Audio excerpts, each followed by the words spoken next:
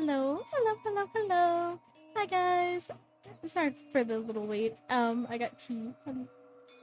I have a tickle in the back of my throat and it's killing me, but it's okay. Oh my god, Zena, why? Why? We just started! I'm just gonna take a sip while you're doing whatever you're doing.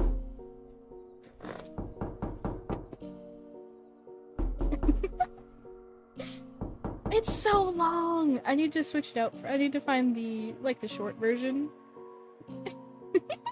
Oh my goodness. Alright. But, without further ado, I also put this as ASMR because apparently that's the right category, so I hope it's right. But, our first story of tonight is Nighty Night, written by Tim Sprago.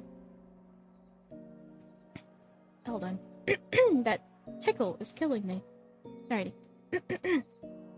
For the past 5 years, it's just been Ian and me. My wife's pregnancy with him wasn't easy. There were a number of scares and close calls due to health issues that she had experienced all her life. Every doctor she had ever been to had told her that she would never be able to get pregnant in the first place. She put on a brave face and joked that she would just get an entire litter of puppies instead. But when she was thinking about it and didn't know I was watching her real feelings, hold on, there was no period at the end of the sentence, hold on. But when she was thinking about it and didn't know I was watching, her real feelings were etched all over her face. She loved kids, and the thought of not being able to have one for herself was heartbreaking for her. We discussed other options, of course, adopting, fostering, you name it, and we looked into it. We even had a meeting scheduled with an adoption agency when a miracle happened. The miracle was Ian. Oop, pardon me. Against all odds, Ellen became pregnant. Her doctors were at a complete loss. It should have been impossible. But suddenly, there we were, talking about converting our second bedroom into a nursery and planning out how to shuffle around our work schedules to make sure that one of us was always home with a baby. The complications began about 4 months into the pregnancy. It seemed like every few weeks we were at the hospital while the staff ran tests or performed procedures. Ellen was amazing during all of it. I was acting like a complete lunatic, worried out of my mind about every little thing. But she would just lay there in the uncomfortable hospital bed, stroking her increasingly large belly and smiling to herself. She would tell me that she just knew that everything would work out in the end, and that all of the issues were just bumps in the road. She went into labor early, just a few days after the 31-week mark. She waddled into the kitchen and told me in a very calm and very matter-of-fact tone that the baby was coming. I had been getting ready for bed, so in that same collected manner she retrieved the bag we had packed weeks earlier and the car keys while I frantically got dressed and grabbed the few necessary items that hadn't gotten into the bag yet. 6 hours later, Ian was born. He was so small, and I could feel my heart sink as he emerged. The doctor immediately took him over to a radiant warmer table, where he and a nurse began working with him. A second nurse kept me from getting too close to ensure that I didn't get in the way. The activity suddenly stopped, and the most wonderful sound filled the room. Our son started to cry. The doctor informed me that due to Ian's size, he would need to spend a couple of weeks in the newborn intensive care unit, and that from what he could see, the child would be fine. I remember feeling so relieved that I had to put a hand on the bed's footboard to steady myself. My fingers had touched the plastic when the alarm on Ellen's monitor went off. Ian and I lost her in less than an hour. It wasn't anything that the hospital staff did wrong, and it wasn't anything that could have been prevented. The stress of the labor and birth had been too much for her, and she had suffered massive hemorrhaging. The staff did their absolute best to save her. It just wasn't possible. She never even got to hold Ian before she was gone. I never got a chance to mourn her. I was now a single parent, and all that mattered was a tiny little baby in the NICU. The next few weeks were spent going to work, getting through my shift, and immediately returning to the hospital to sit with Ian all night before doing it all over again. Shortly before he was released, I secured a position with a new company.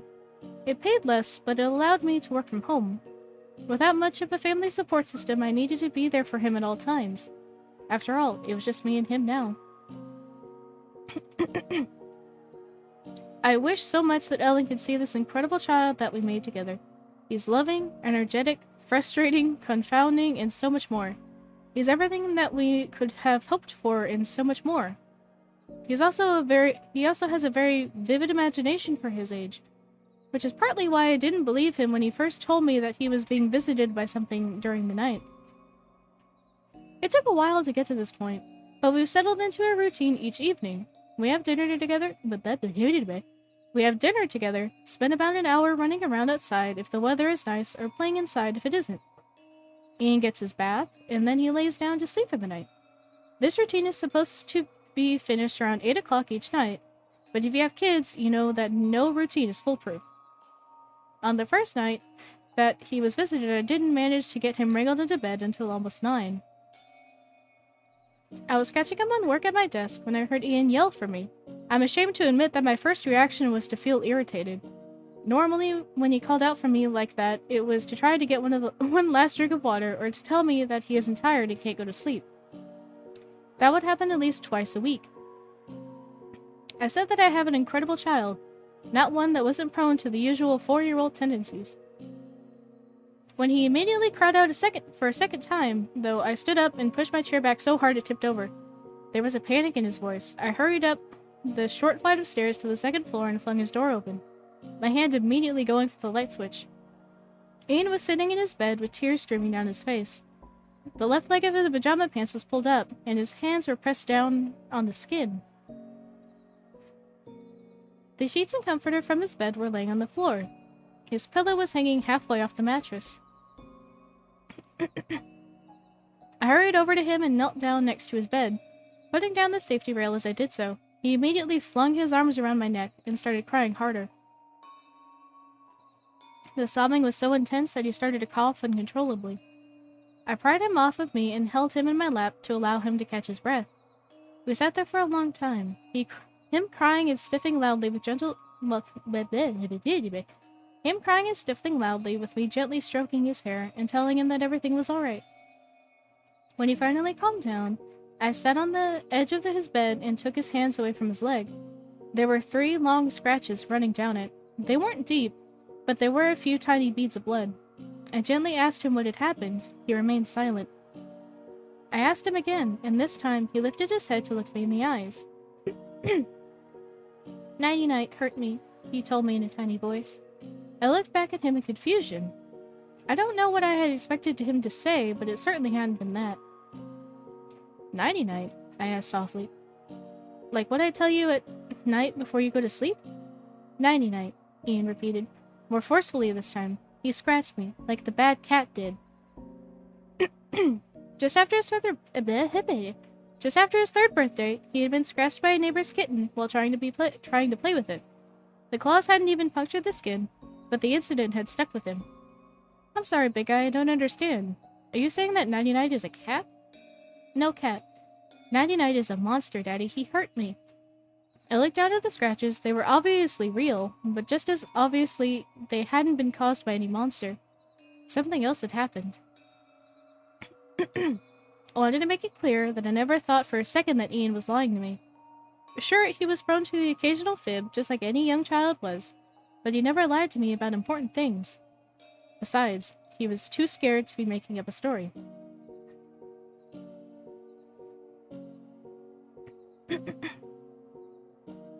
Scooping Ian into my arms, I carried him into the bathroom and got the first aid kit out of the cabinet. As I sat down on the toilet and maneuvered him into my lap, I mentally slapped my forehead. The past few nights I had forgotten to trim his fingernails when I had given him his bath. He must have scratched himself in his sleep. It had woken him up, and his still half-asleep mind must have interpreted the whole thing as a monster attacking him. I quickly managed his scratches before trimming his nails with a small silver clipper. He had calmed down by that point, and I gave him a hug before carrying him back to his room. When I went to put him down in bed, however, he held on to me so tightly that I nearly tipped forward. He absolutely refused to sleep in his bedroom that night. We ended up falling asleep together on the couch downstairs, and by the time the sun was up, he was back to his usual self. The events of the previous night had seemed to be forgotten. It was Saturday, and because I didn't have to work on the weekends, I took Ian to a local state park. We spent the entire day playing on the playground and splashing around in the lake. By the time we left the park and headed home, we were both exhausted. He fell asleep in his car seat just a few minutes away from the house. I carried him inside and up to his bed. He remained passed out throughout the whole process. I planned to let him sleep for an hour or so. He still needed to eat dinner, and I knew that if he napped for too long, it would be almost impossible to get him down that night. I kicked off my shoes and flopped down in a chair to enjoy the momentary silence. The silence didn't last long. It was shattered by Ian screaming. It wasn't a yelp or a crying out like it had been the previous night. This was a full scream, one full of pain and terror. I yelled his name as I leapt up the stairs and burst into his room. Ian was seated on the floor, his thumb in his mouth and his eyes watery. He was rocking back and forth slowly. He looked up at me with a blank expression, as if he knew that I was there, but my presence didn't mean anything to him. I picked him up, and as I did so, I felt something warm and wet on my hands. I pulled it away from his back and saw that there was blood on my fingers. Just as I had the night before, I carried him into the bathroom and turned on the light. I immediately saw his back reflecting off the mirror of the sink, and I felt like ice was poured into my veins. Pieces of his shirt were torn away, and the shreds that remained were red with blood. I set Ian on the counter and lifted the shirt over his head. He was unresponsive during the entire process, and the part of me that was still thinking clearly wondered if he was in shock. On his back were 3 cuts, each of them spaced roughly the same distance as the scratches on his leg. These were much deeper than those, though, and they were bleeding freely. I bandaged him as fast as I could before taking him downstairs and back out to the car. The cuts were too much for my basic first aid skills. He needed a doctor. The drive to the hospital was torture. I patted his car seat as much as I could with a blanket and tried to take pressure off of his back. But he started screaming in pain before we got very far. Knowing full well it was illegal, I pulled over, unstrapped him, and set him down in the passenger seat with him sitting sideways before getting back in and continuing to drive. Maybe that was the wrong call. I honestly don't know. All that I know is that I couldn't stand for him to be in agony like that. The nurse behind the emergency room desk immediately waved us through the door when she saw Ian's back through the window. She ran off to get a doctor while I carefully set him down on a nearby gurney. Why'd you set him on a gurney? I hugged him as best as I could without touching his back and told him that everything was going to be okay. I know it hurts, little man, but I have to ask you something. I told him, giving him a reassuring smile. What happened? Nighty-night, he replied immediately in a matter-of-fact voice. Nighty-night hurt me. I didn't have time to question him further. The doctor arrived, and she took one look at Ian's back before telling a nurse to wheel him into a nearby examination room. I went to follow, but the doctor told me that she thought it was best if I waited outside. Her eyes were looking past me as she spoke, and when I glanced over my shoulder, I saw that she was looking at a security guard standing at the far end of the hallway. Oh boy. If I hadn't been thinking straight, I would have understood what was happening, but at the same time, I was too worried about Ian to figure out what that look meant. The doctor went into the examination room as the nurse came back out. She put her hand on my arm and gently led me away from the doctor. I protested, of course, but she made it clear that I had to come with her and answer some questions before I would be able to see Ian. She started by asking me if there were any pets or animals in the house, to which I replied that there weren't. She then asked if we had been with anyone else when the injuries had occurred. When I told her that we hadn't, she followed up by inquiring if I had been drinking that day. That was the moment that I started catching on. The hospital staff was trying to determine if I had been the one to hurt my son. At some point during the conversation, a man in a gray suit entered the hallway and came to a stop next to us. He introduced himself as a social worker, and he stated that it was his job to ensure that Ian was safe and got the best care possible. He asked his own set of questions, and I answered them the best I could. But I was sure he wasn't really believing me, and it didn't help that I couldn't tell him what had happened because I had no idea myself.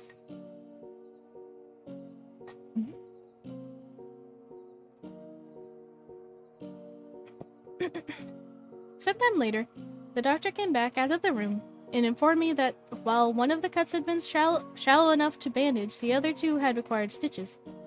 To say that I was irate was an understatement. I wasn't upset she had done what was medically necessary. I was angry that I had been kept out of the room for the entire process instead of being in there to comfort him during the process. She stood there calmly as I yelled, and once I had said my piece, it was winding down, she told me that she was recommending that Ian stay at the hospital overnight for observation. After taking a deep breath, I asked calmly as I could if I could be able to stay with him. She didn't answer, but the social worker did. He told me in a clearly practiced tone that due to the nature of the injuries, he was going to take Ian into his custody for the night, while he worked to determine the nature of the injuries. His tone might have been pleasant and measured, but the implications behind his words were very clear. "You think that I hurt Ian," I said, fighting back a second wave of anger. "I would never hurt my son. If you think for 1 second that I'm going to let you—" "That's enough," the social worker snapped, cutting me off. "You need to stop right there. I haven't made a determination one way or another if I think you did this. I will say that I've met a lot of abusive fathers in my time, and you don't strike me as one of them. I have policies and protocols that I have to follow, though. What's best for everyone involved is if you go home for the night, get some sleep, and let me do my job, so that we can get this put behind us." He had caught me off guard. I stared at him for a long moment before nodding once. Anything I did other than what he told me, would only jeopardize my situation. And even though the thought of being apart from Ian for a night made me sick, the thought of him being taken away permanently was much worse. I nodded again, and he patted me on the arm. He told me to come back in the morning and to ask for him at the desk before turning to go into the examination room. As he opened the door, I clearly heard Ian call out for me. I left the hospital feeling as if my entire world was burning before my eyes.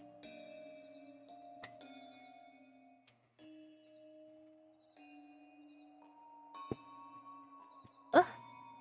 Excuse me. I went home and immediately marched up to Ian's room. I was determined to figure out what had happened to him. The scratches on his leg could have been explained away by him causing them in his sleep, but the cuts on his back were another matter. He couldn't have reached that area of his body.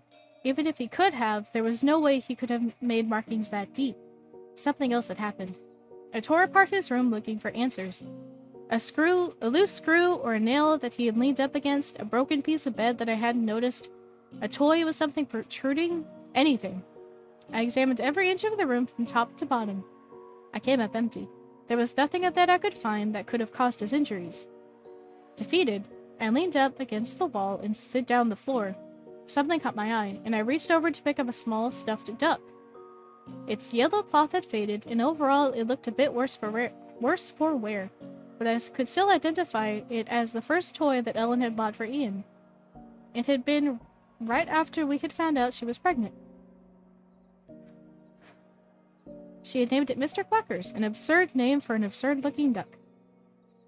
The events of the day caught up with me, and I started to nod off. I felt my eyelids growing heavier with each heartbeat. This was good, I reasoned. I would get some sleep, and then I would be at the hospital the moment the sun began to rise. That was when I saw the creature standing in the corner of the room. One moment, there was nothing there, and the next, there it was. Its extremely tall gray body bent over as it pushed up against the ceiling. Its limbs were extremely long and thin for the creature's size. The two arms ended in 3 needle-like fingers that had to have extended at least 3 feet from the hands. Stretched out on its elongated neck was its face. Its lips, dry and cracked and missing entire chunks in some places, were pulled back in an internal grin that exposed its oversized white teeth. The lidless eyes were black in the center, and the areas that on a person would have been white were the dried yellow color of old parchment. Dark ichor had been pulled and its jaws slowly dripped into the floor as it watched me. Nighty-night, the creature rasped out.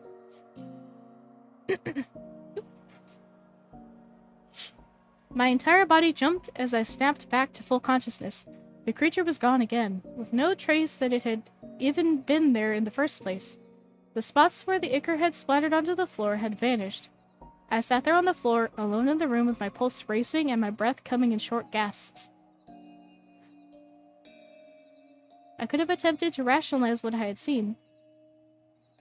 It probably would have been easy enough to convince myself that I had imagined it, that it was a trick of the light that my nearly unconscious mind had twisted into a horrifying vision. That was a perfectly rational explanation. The problem was that I had seen it. I knew that it had to have been real. There was no question about it in my mind. It was impossible, but I was sure that it had been occupying the corner of the room across from me seconds earlier. My breathing slowed and my panic was slowly replaced by nausea as a realization came to me. Ian had also seen this creature. It had stood over my 4-year-old son with that nightmarish face. It had then proceeded to hurt him not once, but twice. If I was this scared, I couldn't fathom how frightened he had been. Nighty-night. Ian had called it nighty-night. It must have said the same thing to him that it had said to me. I got up off the floor and left the bedroom, closing the door behind me. I stood in the hallway for a moment before rushing into the bathroom and throwing up in the toilet. It went on for quite some time, so long that I started to wonder if it would ever stop. When it finally did, I collapsed against the bathtub, lightheaded, and close to passing out. There was a thud from inside of Ian's room. I lifted my head as best as I could and looked out through the bathroom doorway. I managed to focus my eyes just in time to see the knob on the bedroom door start to turn. There was an audible click, and the door slowly swung open. Nighty-Night's face took up much of the bedroom doorway as it grinned at me. I tried to stand up, but I was too weak from throwing up to manage it. I could only watch as Nighty-Night pressed its head against the wood frame. It was too large to make it through the opening.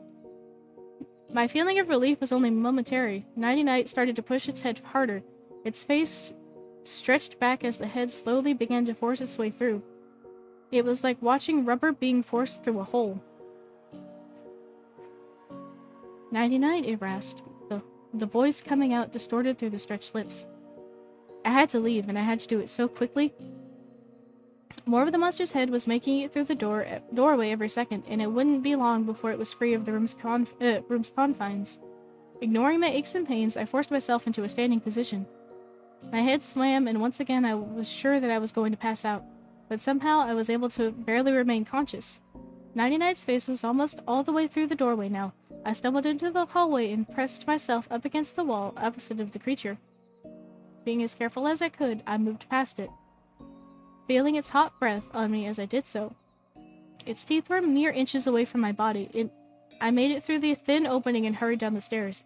My foot caught on the last step. It wasn't enough to make me lose my balance entirely, but it did trip me up and I stumbled forward before falling over the side of the couch. My head struck one of the armrests. I must have blacked out. I don't remember doing so, but the next thing I knew, I was being awoken by the sound of knocking. I sat up on the couch and immediately regretted doing so, as the worst headache the worst headache I had ever had greeted me. The knocking continued. It took me a few seconds to figure out that someone was banging at the front door. I stood up and took two steps towards the door before I remembered what had happened. I looked up the stairs expecting to see Nighty-Night squeezing its way down the hallway towards me, but the creature was gone. Still a bit dazed and not sure what else to do, I continued over to the front door and opened it. Standing on the other side was a large man in a police uniform. He was holding a clipboard under his arm and a pen in one hand. He nodded at me but didn't smile. He asked my name and I gave it to him. He informed me that he was here at the request of the social worker from the hospital, and that he would like to inspect my son's room. I moved aside and led him into the house. I closed the door behind him and led him up the stairs. I didn't want to go anywhere near the second floor after what I had experienced. but if I didn't comply with his request, it would undoubtedly impact my chances of getting Ian back as soon as possible. I took him to the still open bedroom door and went inside. Nighty Night wasn't there, of course. The officer took the clipboard out from under his arm and asked me a few questions, and I answered them as the best that I could. He scribbled some notes on the paper as I spoke. Seemingly satisfied with my responses, he then got down on one knee and examined the safety rail that ran along the sides of Ian's bed. "Have you done anything in this room since you brought your son into the hospital?" the officer asked. I looked around, trying to figure out what happened, I told him. "Okay, but did you manage to change the bed sheets or anything like that?" "What? No, I just moved things around and put them back. I didn't change the sheets." The officer nodded. "Well, it looks like Mr. Eaton was right." "Mr. Eaton?" "The social worker assigned to your son. See here? There's no blood on the sheets, but there are 3 streaks along the safety rail. They match up to where the poles are on the rail. Mr. Eaton thinks that your son tried to get out of bed while he was still out of it and slid over the rail. He must have caught the poles just right through the fabric and they dug into him. A cute kid, by the way.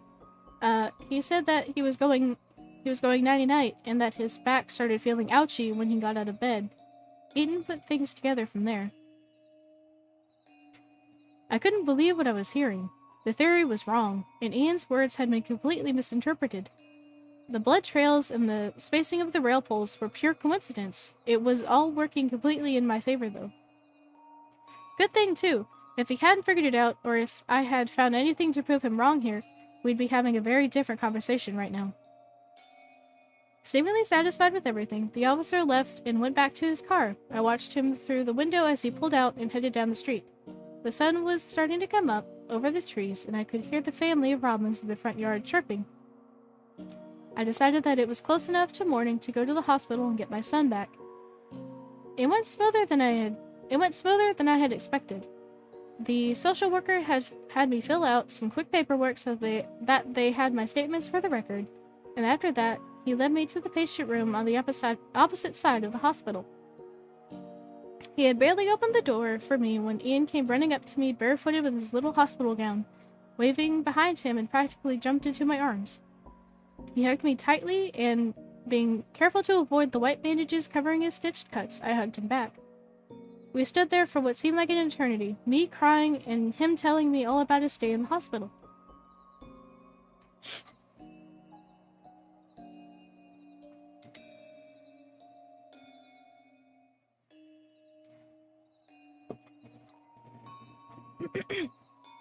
That was 2 months ago.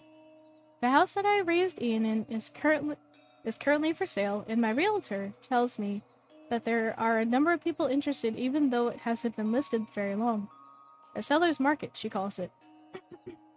I've only been back twice since that night. Once to pick up our clothes and other necessary items, and once to pack the remainder of our belongings and put them into storage.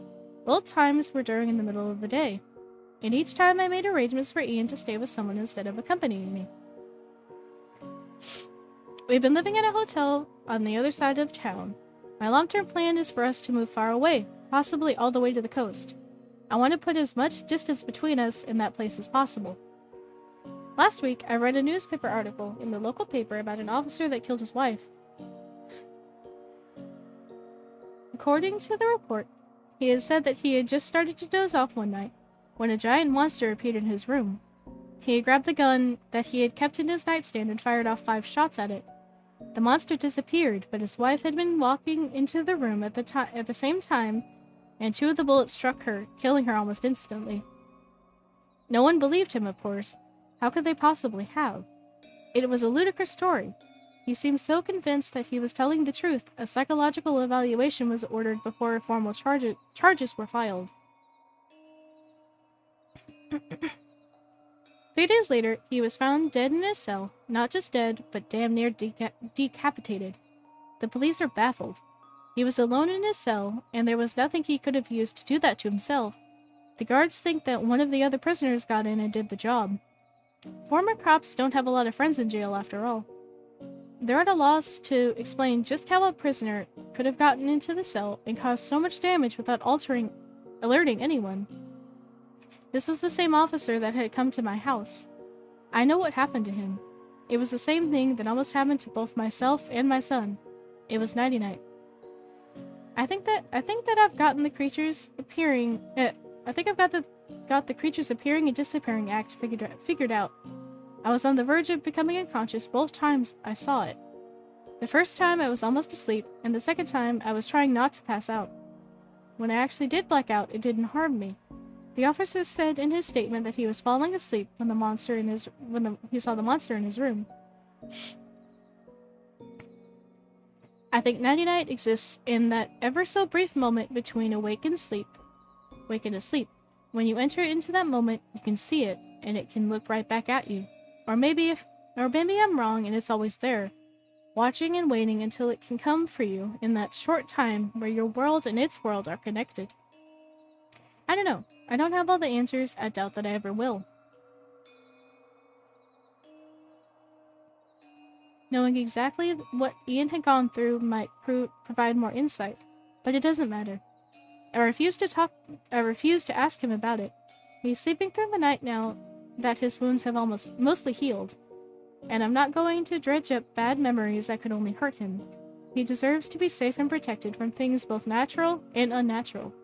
He's been through enough already.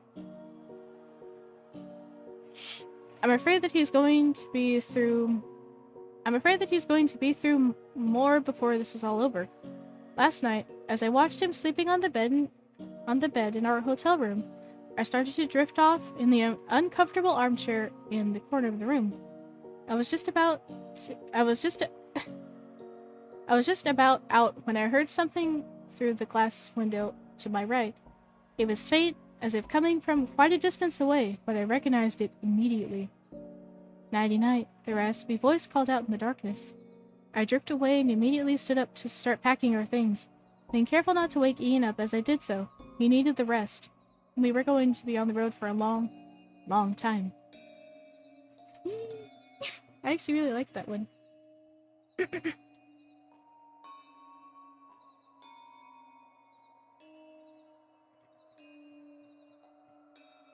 Most monsters don't really creep me out, but he kind of creeped me out a bit.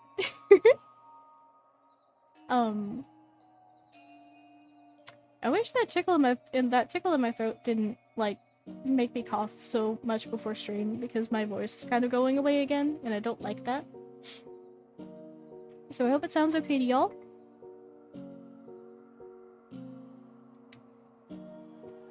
I've been trying to keep tea in my system. Alright. We have room for 2, which I need to update up here.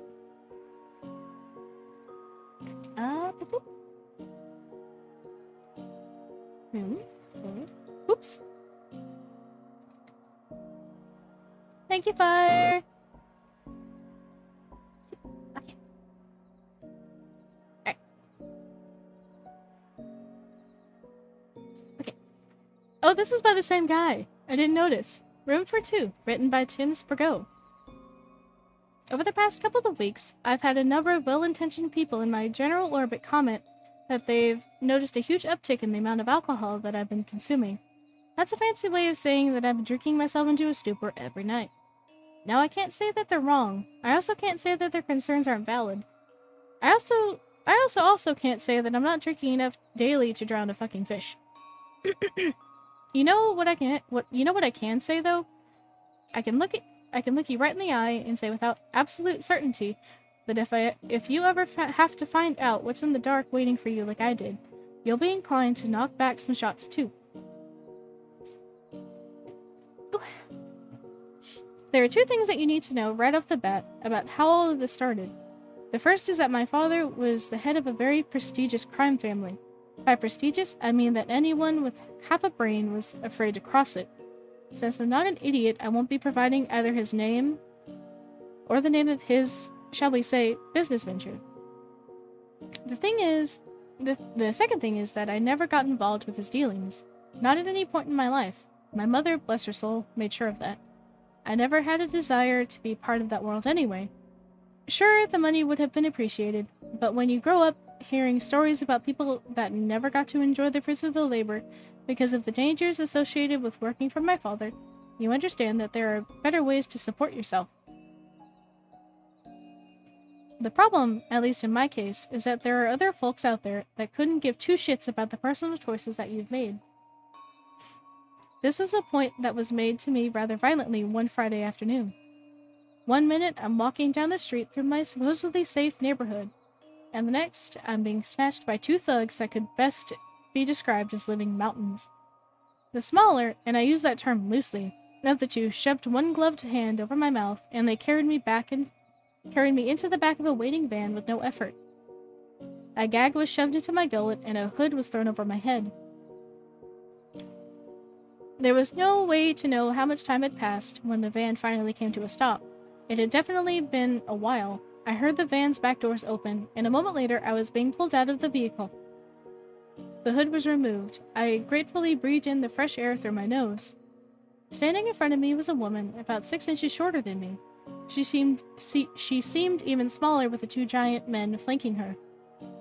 The expensive business suit and the gun holstered around her waist said louder than words that this was a woman that both demanded and deserved respect. I felt the blood drain out of my face as I took a quick look around and found that we were standing in a cemetery. The woman explained to me that she and her associates were employees of a certain business rival of my father's. Her employer had come to the conclusion that it was time for my father to retire, and that part of his retirement plan should be to give up his territory. At the same time, her employer didn't want to get blood all over the streets.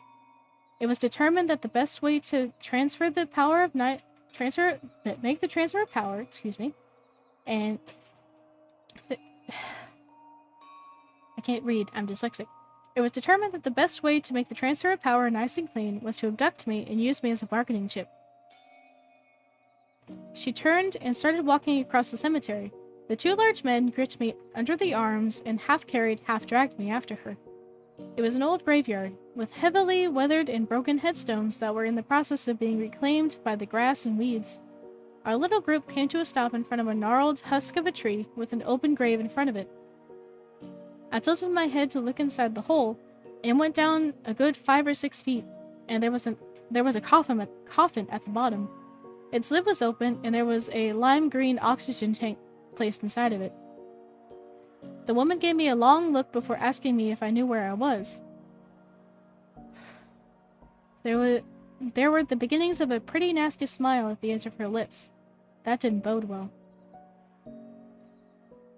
I couldn't answer because of the gag that was still in my mouth, so I simply shook my head.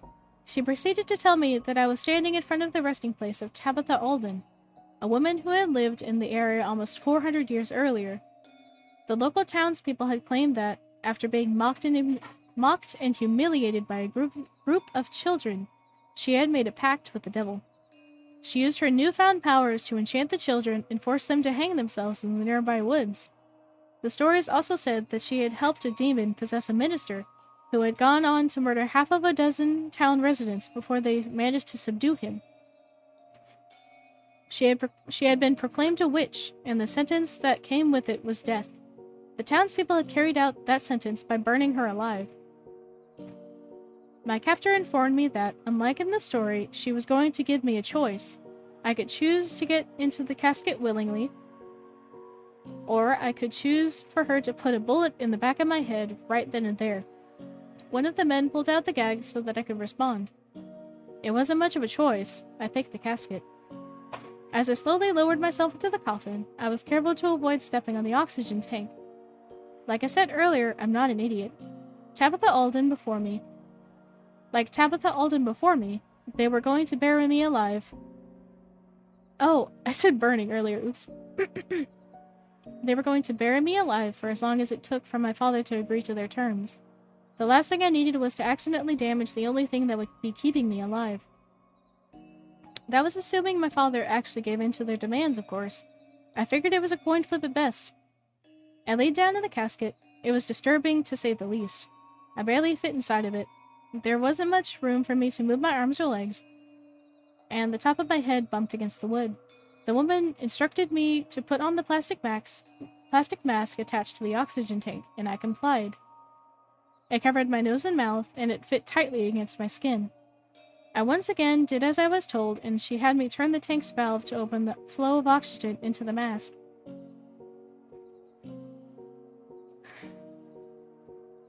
One of the men reached down into the grave and, with a short snort of amusement, slammed the coffin lid shut. I had done my best to stay calm when my kidnappers had been able to see me. I was determined not to give them the satisfaction of seeing me afraid. They obviously wanted me to be, because there was no other reason to pick this particular location for the burial and to tell me the story behind it. The moment the wood closed down over me and I was plunged into darkness, however, the fear began to overtake me. It was the sound of the dirt being shoveled onto the lid that really pushed me over the edge. I screamed for them to let me out. My voice was muffled by the mask, and what noise did escape sounded flat in the confines of the coffin. It started out as a demand, but it quickly turned into a plea. I yelled that they didn't need to do this, and that I could speak with my father on their behalf to get him to give them whatever they wanted. I told them that they didn't have to do this. The only response was the thudding of more earth slapping against the lid. Each thud grew fainter and fainter until they stopped entirely. I tried to push against the top of the casket with my hands, but I couldn't. Get much force behind it due to the limited space. Changing tactics, I bent my legs as much as possible to push with my kneecaps. The wood creaked as I pressed into it, but it didn't budge. They had actually done it. They had buried me alive. My mind reeled at the thought. Intellectually, I had known that it was going to happen, but the reality of being trapped under half a dozen feet of dirt was something else entirely. I couldn't get my mind wrapped around it. I was panicking. My body thrashed as I unsuccessfully fought against the confines of the coffin. I kept crying out loud, although I don't remember what I was saying. It doesn't really matter. The words weren't important. They were just a byproduct of the terror I was experiencing alone in the dark and unable to move. I think it was the hissing of escaping air that brought me back to my senses. My struggling had caused the plastic mask to slip off my nose. A new fear began to creep in. If the mask came all the way off, I would likely suffocate. Forcing myself to move slowly, I managed to slide my hand up to my chest and to my chin to grip the plastic. It took a few minutes, but I was able to get it back in place. The near disaster made me understand that I needed to keep a clear head if I had any chance of surviving. Continuing to panic would only make me go through the limited supply of oxygen faster. I didn't know how long the tank would last, and I really didn't want to test the limits. Allowing myself one deep breath, I exhaled slowly and waited for my heart rate to slow back to normal. Back to something resembling normal. I lay silently in the dark and for an indeterminable amount of time. It could have been minutes or it could have been hours. I had never been in total darkness before. Sure, I had been in rooms with the lights off, or other places where it was hard to see, but this was the total absence of light. It felt like the darkness was physically crushing me. It was thick and oppressive. It was alive. The silence was another matter. In some ways, it was worse than the dark. Instead of feeling like a living organism, it was a cold nothingness that swallowed everything. Any noise that I made was instantly cut off. There's no way to put into words the sense of isolation I was experiencing. For a long time, the only things I could hear were the air being released into the mask and my own heartbeat in my ears. My limbs started to tingle, and because of the close quarters, I wasn't able to stretch them to relieve the uncomfortable sensation. I noticed that my body was itching in multiple places. I was able to scratch a few of them on my upper body, but a majority of them were out of reach. Worse, they became more and more irritating. The thought occurred to me that this must be how people went insane. I was momentarily distracted from the discomfort when I heard a new noise. It was very faint, and it only lasted for a moment. Between the volume and the brevity, I wasn't completely sure that I had heard it at all. It's been so long. I instinctively tried to sit up at the sound of the voice. My forehead slammed painfully into the casket lid, and for a moment the darkness was filled with bright lights that flashed before my eyes. I blinked a few times to clear them. It was a woman's voice.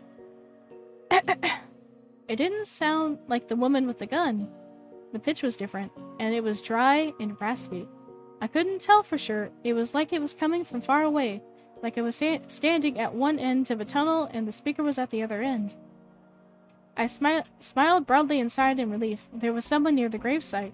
My father must have cut a deal, and the kidnappers were back to dig me out. I listened intensely and waited. There was nothing. Hi, Nancy. Hello, hello. There was nothing. I felt the hope I felt the hope start to slowly drain out of me. That hope was quickly replaced by unease. I knew that I had definitely heard the woman speaking. There was no question in my mind about that. Had someone just passed near enough to the grave for their voice to penetrate down through 6 feet of dirt? The itching returned as I contemplated the other possibility. Hearing voices that weren't really there was a sign of going insane, wasn't it? I clenched and unclenched my fingers. Would I even know if that was happening to me? I suddenly felt certain that I was no longer alone. I tried to tell myself that that was impossible. I was buried in a fucking casket, for God's sake. Of course I was alone. I was being stupid, and that was all there was to it. Excuse me.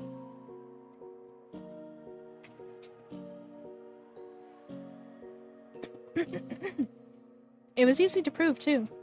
All that I had to do was reach up with one hand and touch the wooden lid, and it would take less than a second. Instead, I pressed myself as tightly as I could against the floor of the casket and put my hands at my sides. No matter how logical I tried to be about it, I couldn't convince myself that there wasn't something horrible directly above me in the infinite darkness. I heard a scratching noise come from below me. It was coming from outside the casket, down deeper in the ground.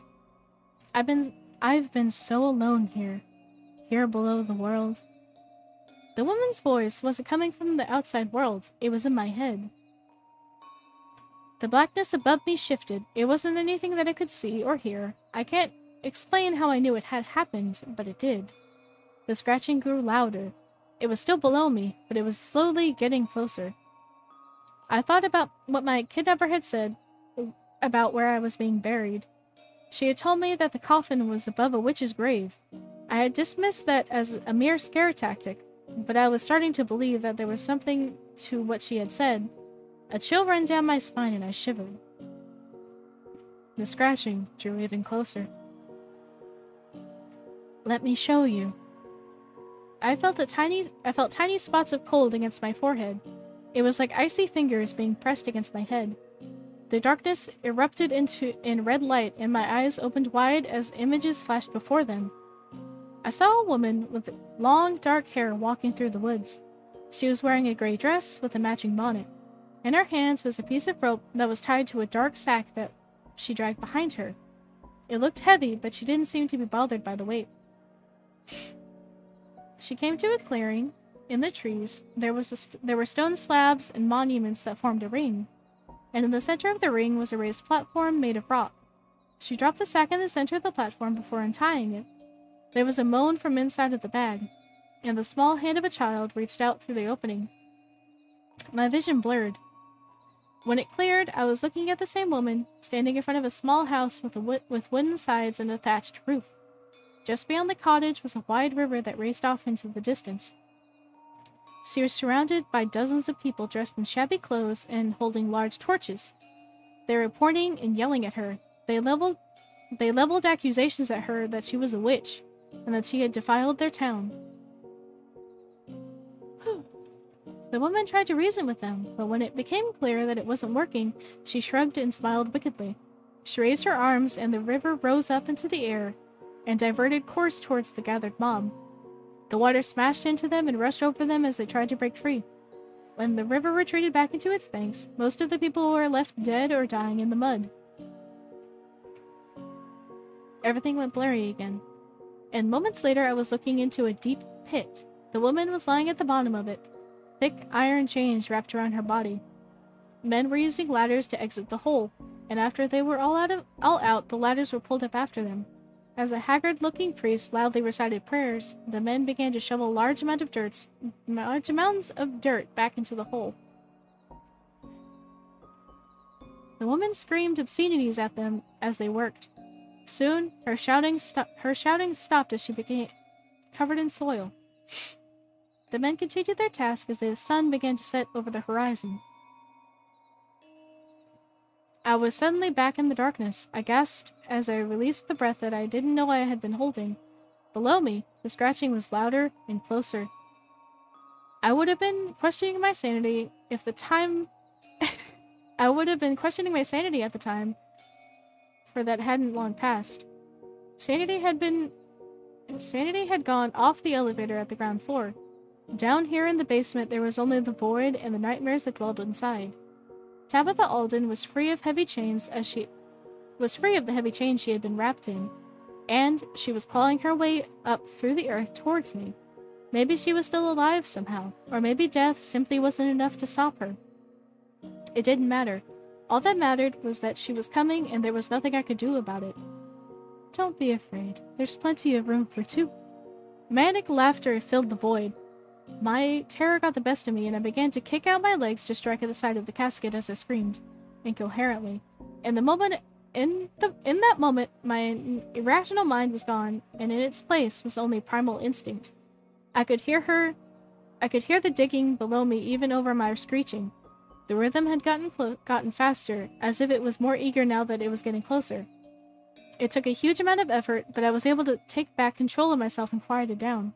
The scratching sounded like it was only a few feet below me now. I was hearing something else as well. At first I didn't notice it over the echoes of the fading laughter, but eventually it was loud enough for me to detect it. It was a faint metallic jingling coming from up above. It sounded vaguely familiar, but I couldn't quite place it. The witch must have heard it as well, because the digging stopped and everything was silent except for that noise. I could feel that presence inside the casket. That presence inside the casket with me, which I was now convinced was the spirit of Tabitha Alden, had turned its attention upward.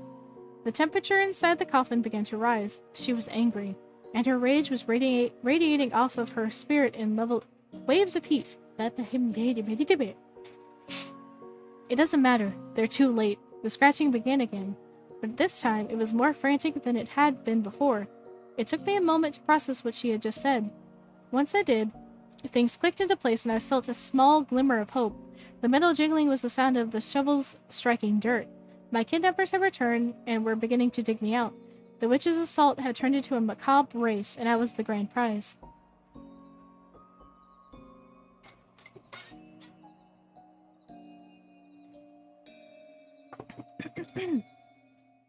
There was a small thump just below my head, and the scratching ceased for a brief moment.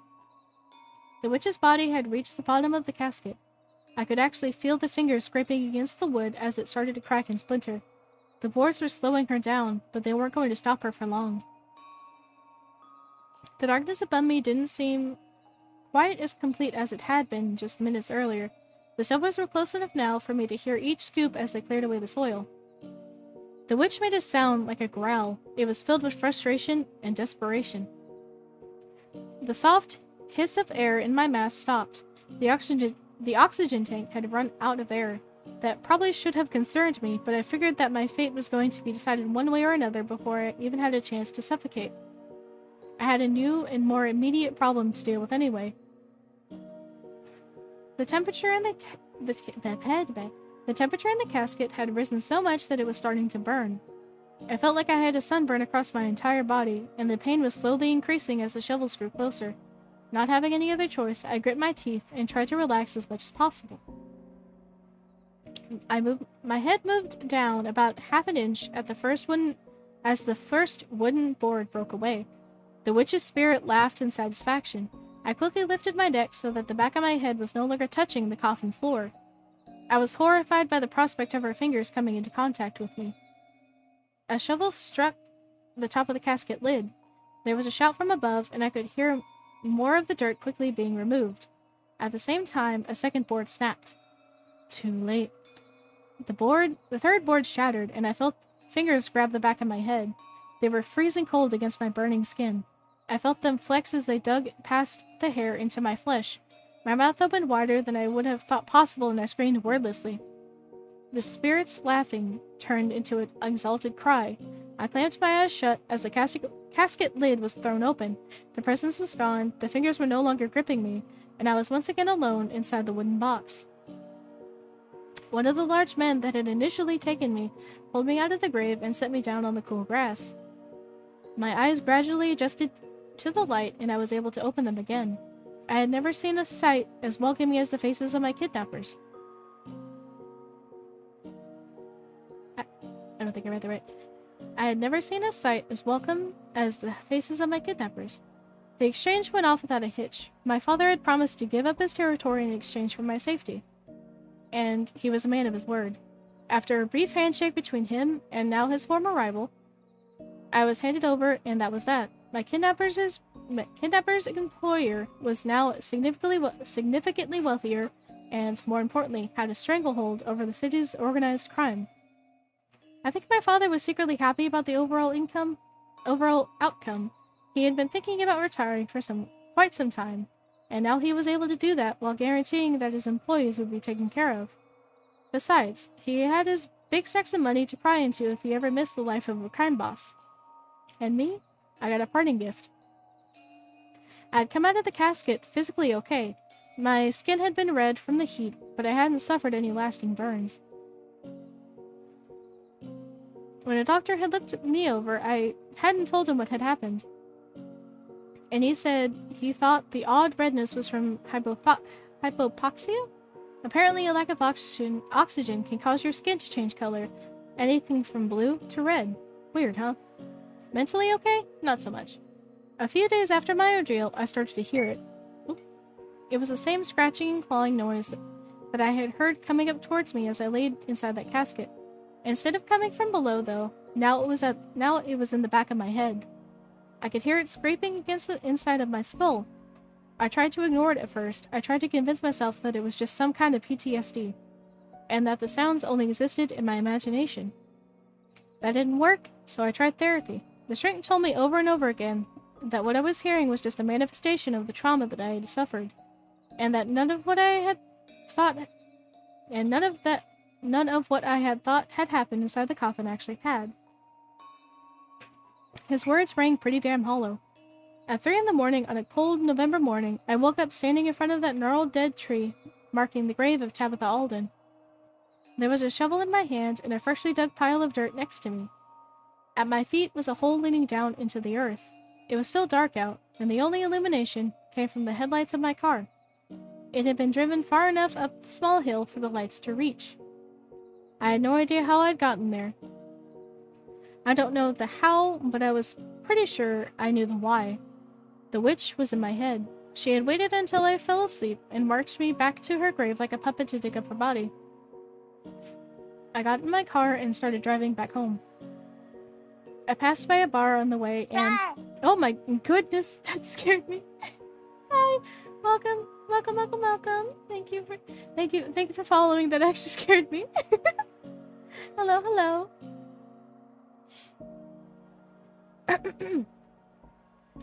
I passed by... I lost my train of thought. Hold on. I did. I got really into reading. I passed by a bar on the way, and deciding if there was ever any time that I needed a drink, it was now. Pulled the car into the parking lot and went inside. I ordered the strongest drink the bartender had and downed it in one swallow. I have no idea, sir. That is not something you should ask me. That was when I figured out that drinking helps with my little problem. It stops the scratching noises, and I haven't heard another sleepwalking incident since I started getting plastered on a nightly basis. I guess my brain's no use to anyone when it's turned to mush, not even a witch. There's only so long that I can keep this up, though. The way I'm going now, if Tabitha Alden doesn't get me, my liver will. I'm going to have to sober up soon, which means I'm on borrowed time. Oh, thank you! There won't be room for two in my head much longer, and I'm the one that won't be staying. How was the end? Thank you, though. That was actually good. I like this guy's writing style. The last story we read was by him. I didn't know this one was by him too. Tim Sprigo. Very good stories. Very, very good. Very, very good. I suggest going and checking him out. I'm on creepypasta.com, so you know. But it was very, very good. I like it. I like it. I like it. Spooky. Extra spooky. Alright.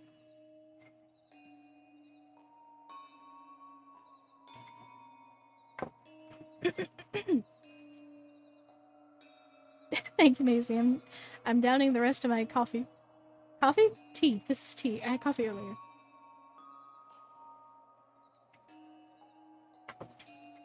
Ooh. Okay. Alright. I need to change the story title. Oh? If you ever, what was it? Oh, Spicy, no. The last time I had the Uwu voice redeem, I was... Oh, hello! Thank you for following, just fell. The last time I had the Uwu voice redeem, for a story, oh my god, my editor almost killed me.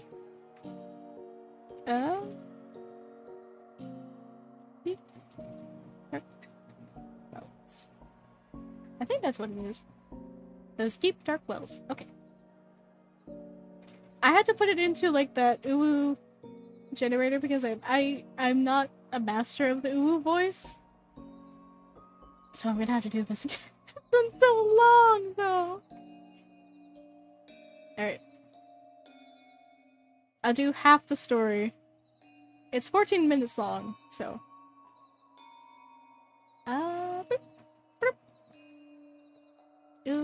Uwu-fication. This is gonna kill me. Maisie, this is gonna kill me.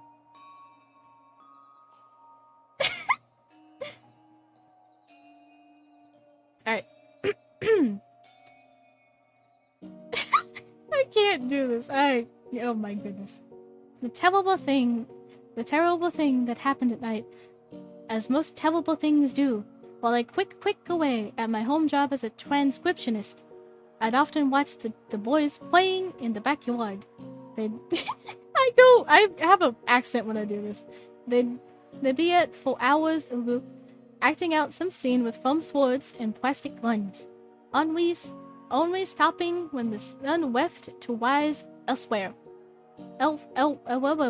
But I can't do this. I can't do this. Elsewhere. Oh my gosh.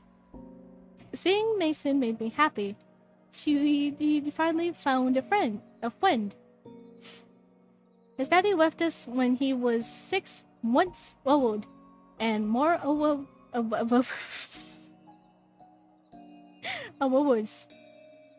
Who would know Will and his wife? Sure, there were the occasions. Occasional.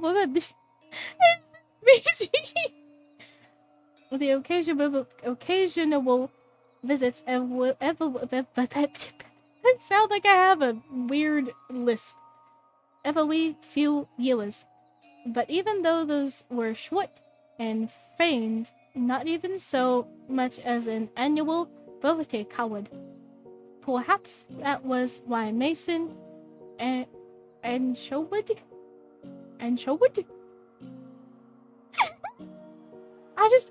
Some of these I can't pronounce. Like, hold on. Here, I'm gonna post this in chat.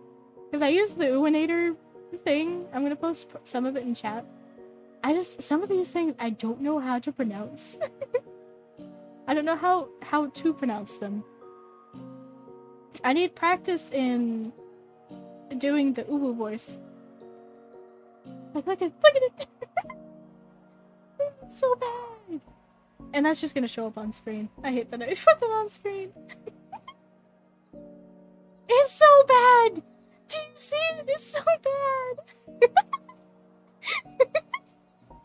Oh god, now I have to find my place. Where was my place? Oh my god. Okay.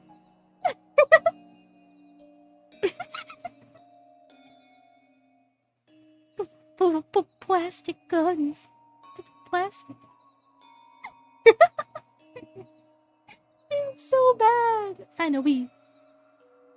I feel like I do my own kind of uwu voice, which I probably should do besides do it instead of the uwu translator. But you know what? Perhaps that was why Mason anchored himself in such a secure distance away from other kids. A point driven home by his 5th grade teacher and several others. I don't know how to continue this now. Part of me didn't blame him. Kids in school, especially the ones I can recall, weren't the friendliest bunch. If we were lucky, you could pick out the sharks from the minnows and avoid them. But honestly, they all looked the same, twinned together in the same concrete box. Please give him a best friend, I'd whisper at my bedside every night, sending out the same message to God, or at least to something just as benevolent to hear my prayer. Give my son his first best friend. Then, one day, much to my wonderment, Mason brought Todd home for a playdate. He was a petite boy with mismatched clothes, unkempt hair, and the bluest eyes you'd ever seen. I was ecstatic, relieved that my son had finally cracked open his shell and found a buddy. Is something gonna happen to Mason? Oh no. I saw him at the park, Mason told me when I asked him how they met. He was sitting alone at the swings like he was sad. When he saw me on my bike, he waved and I waved back. Then we hung out and he was really cool. As he shared this, I couldn't help but smile at his excitement. So much deserved by the loneliest boy in the world. That night, they had a sleepover and passed out in the living room. From my bedroom, I could hear the muffled speech of our television which they had left on. Sighing, I untucked myself out of my bed and walked sluggishly down the stairs to them. Light from the screen pulsed and stretched over the sleeping boys. Mason was swaddled in his blanket on the floor, while Todd was curled up on the couch. I scanned for the remote, and after no look, I moved to shut it off myself. Oh no. Crick! Crick! A lone bag of chips crinkled under my foot. From the couch, Todd's shape twitched and then bolted upright.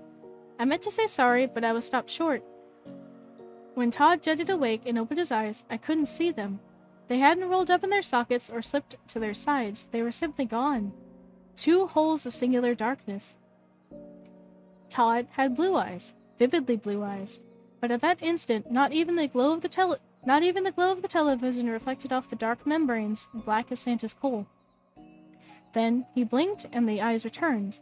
Before I could say anything, his mouth stretched into a yawn and his body slumped back into the cushions. I was stiff as a board, somewhat relieved I hadn't shrieked and woken them both up. My thoughts told me that it was a trick of the light, and did any speck of reason. Vision played games with you that way.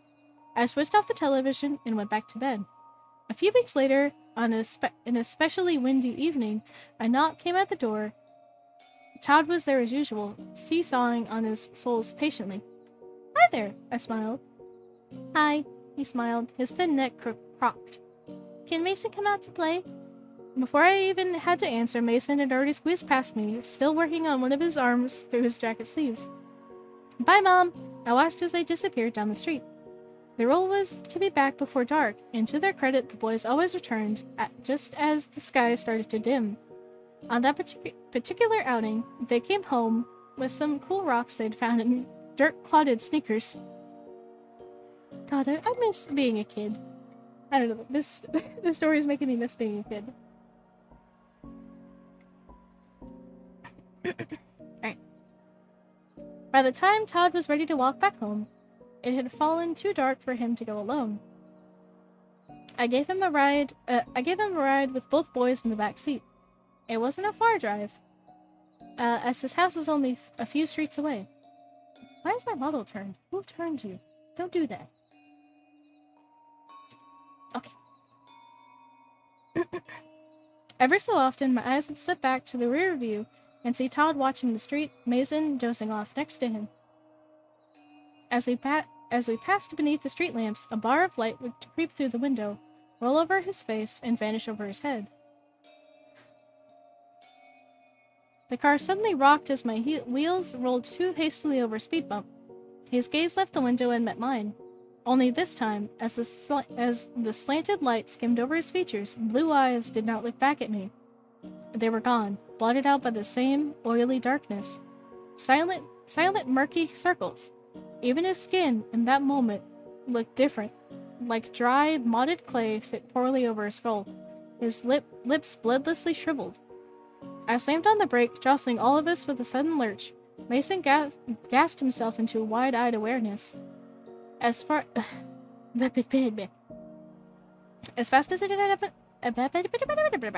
As fast as it had happened before, the straight-faced horror in my back seat returned to a sweet young boy, shocked and surprised. Sorry, I breathed. Sorry about that, guys. I thought I saw a cat in the room. We reached Todd's house, a white ranch style with a flowering dogwood tree in the front yard. As the boys said their goodbyes, I could only stare into the dashboard, my heart sending tremors down my arms. The world felt off its tilt, as if the lines separating actuality and nonsense were blurred. I was disoriented by how real it seemed. His eyes like deep, dark wells, his unhealthy skin stretched and pulled like a death mask.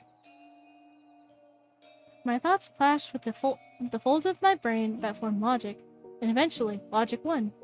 It was all in my head. Period. But despite how far-fetched it sounded, I actively avoided eye contact with Todd, not even giving him a sliver of opportunity for that oily pitch to return. If it even happened in passing glance or a quick double take, I'd be back to circling the rim of a mental collapse. A mental collapse. A week later, I went to pick up Mason from Todd's house. I pulled up along the curb, texted, "I'm here," and waited for some time. There was no sign he'd read my message, nor did he answer any of my calls. When I got tired of waiting, I twisted the keys out of the ignition and made my way up the slim walkway. The house was missing a great deal of shingles, which scarred its roofline in dark patches. The rain gutters were clogged and stunk of decomposing leaves. I knocked briskly and waited, the door unlocked, held only partially open by a door chain. "Yes?" the face peeked out and asked. His voice was nasally, like it was lodged somewhere in his throat, right in the pit of it. "Hi, I'm Molly, Mason's mom. I'm here to pick him up." The door closed and then opened fully as the chain slid out of its holder. The man on the other end was lanky and with onset baldness widening his forehead. His eyes were tired and heavy. "Oh, sorry about that," he said, flashing a thin-lipped smile and offering a handshake. "David, the boys are probably still on their way back, but they'll be here any minute now. You can come inside and wait if you'd like. I've got some tea ready to go." I took him up on the offer and followed him inside. At our immediate right was the living area. There was a woman sat watching a rom-com on television, paying no mind to the sound at the door. She kept her back to us. Beneath the show's timed laugh track, I could hear the sound of hard, labored breathing. Hanging over the side of the sofa drooped a thin, skeletal wrist. On the wall, a gray Kit Kat clock shifted its eyes and wagged its tail. The kitchen was small, with a triangular arrangement of sink, stove, and a refrigerator. A small dance between the three. Flowery wallpaper looped around the room. A formica top table sat against the wall with minty green chairs. I took a seat in one as David retrieved some cups from the cabinet. The smell of light orchid drifted through the air. "It would be like green tea," he said quietly as he filled up the cups and brought them over. "Green is fine," I replied, taking the cup from him. "Thank you." He planted himself in a chair. "They're really fond of each other, aren't they? The boys, I mean." "I'd say so. You can hardly keep Mason away." I laughed, but by this point I had noticed the dark pouches between. By this point, I had noticed the dark pouches beneath his eyes more clearly. In fact, his overall appearance seemed to be hanging in a mournful sag. Whatever supplement he needed, he was missing a lot of it. "So how long have you been in the neighborhood?" I asked for the sake of conversation. "Oh, a good while now," he mused, rubbing a finger along his cup. "Really? I'm surprised Mason didn't meet Todd sooner. Our houses aren't too far from each other." "Todd?" he asked, as though needing a moment to remember his own son's name. "Oh, yes, that is surprising. Pretty surprising. He gets around. Mason never sees him at school. Does he go to a different district?" Lyons creased his mouth. School? Well, From the living room, a harsh guttural coughing reached us. David's neck swiveled towards the sound. Excuse me, my wife needs me. He left his chair and hastily went to her. Not too long after that, the front door opened as Todd and Mason arrived. As we said our goodbyes to David and his silent wife, he clasped my hand in a tight shake. It was nice meeting you, Holly. Really, it was. When he released his grip, I realized something was left in my palm. When we were back in the car, I folded it open. What's that, Mom? Mason asked. Nothing, sweetie. I smiled back at him, placing the crumpled note into my lap. A phone number, a time to call, and the word help scribbled into its loose leaf. It was nightfall when I unfurled and read it again. I was in the backyard occupying a seat at our fire pit, my cell phone in one hand and a cigarette pinched in the other. The note said to call at 8, which was only 5 minutes away. As the time grew closer, my chest grew tighter with anxiousness. Moments ago, I had snuck into my own room, pulled out the bottom shelf of my dresser, and unearthed the pack of Marlboros hidden there. 3 years I had been without them. In 3 years, I'd kept my promise to Mason to stop smelling like an ashtray. But tonight, shamefully, they were the only thing holding me together. When the clock on my phone pulsed 8, I took a long drag on the cigarette and dialed the number. The tone cheered in and out a few moments. What? Oh, I'm reading the wrong line. Oh my goodness. I am dyslexic, I swear. The tone cheered in and out a few times and finally connected. Hello? David's voice chattered on the other end. Who is this right now? My heart rattled in my throat. It's Holly, Mason's mom. The voice exhaled and then returned briskly. I need you to listen to me, okay? Are you listening? Yes, I'm listening. Keep it away from your boy. Keep it away from your boy. The fire pit popped and spat a few embers. Keep what away? What are you talking about? Listen, he snapped, a manic weight to his words. Don't let Mason come over here anymore. It isn't safe for him. Don't even let it go over there. You have to stop this now. I twisted my neck back toward the house and then leaned forward in my chair. Are we talking about your son right now? It isn't my son, he scorned. Not at all. Not in any way.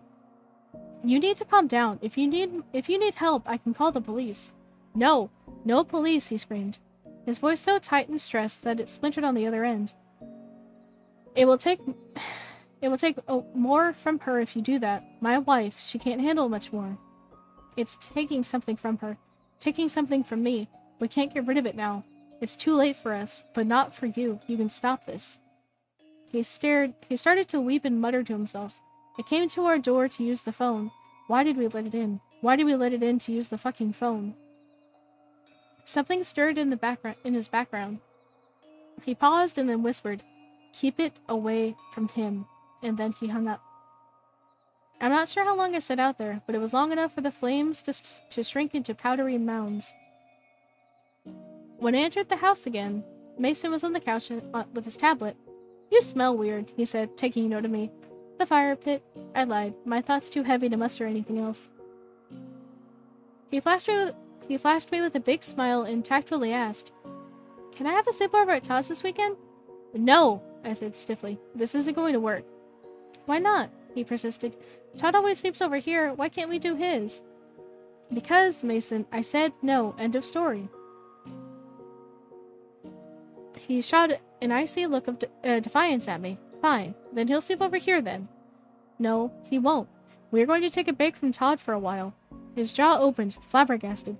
"You can't do that." "I just did," I said, perhaps a little too matter-of-factly. As I walked back up the stairs, I could feel the burn of his eyes watching me on every step. Both of our nights are now ruined. David's deranged garble on the phone sat with me for the rest of the night. I had no idea what to do. What to fix? What to think? Keep it away. It isn't safe for him. The message so vague but also desperately clear. I had to keep Mason safe. That was all that mattered. The next day, after Mason was back from school, I sat him down on the couch.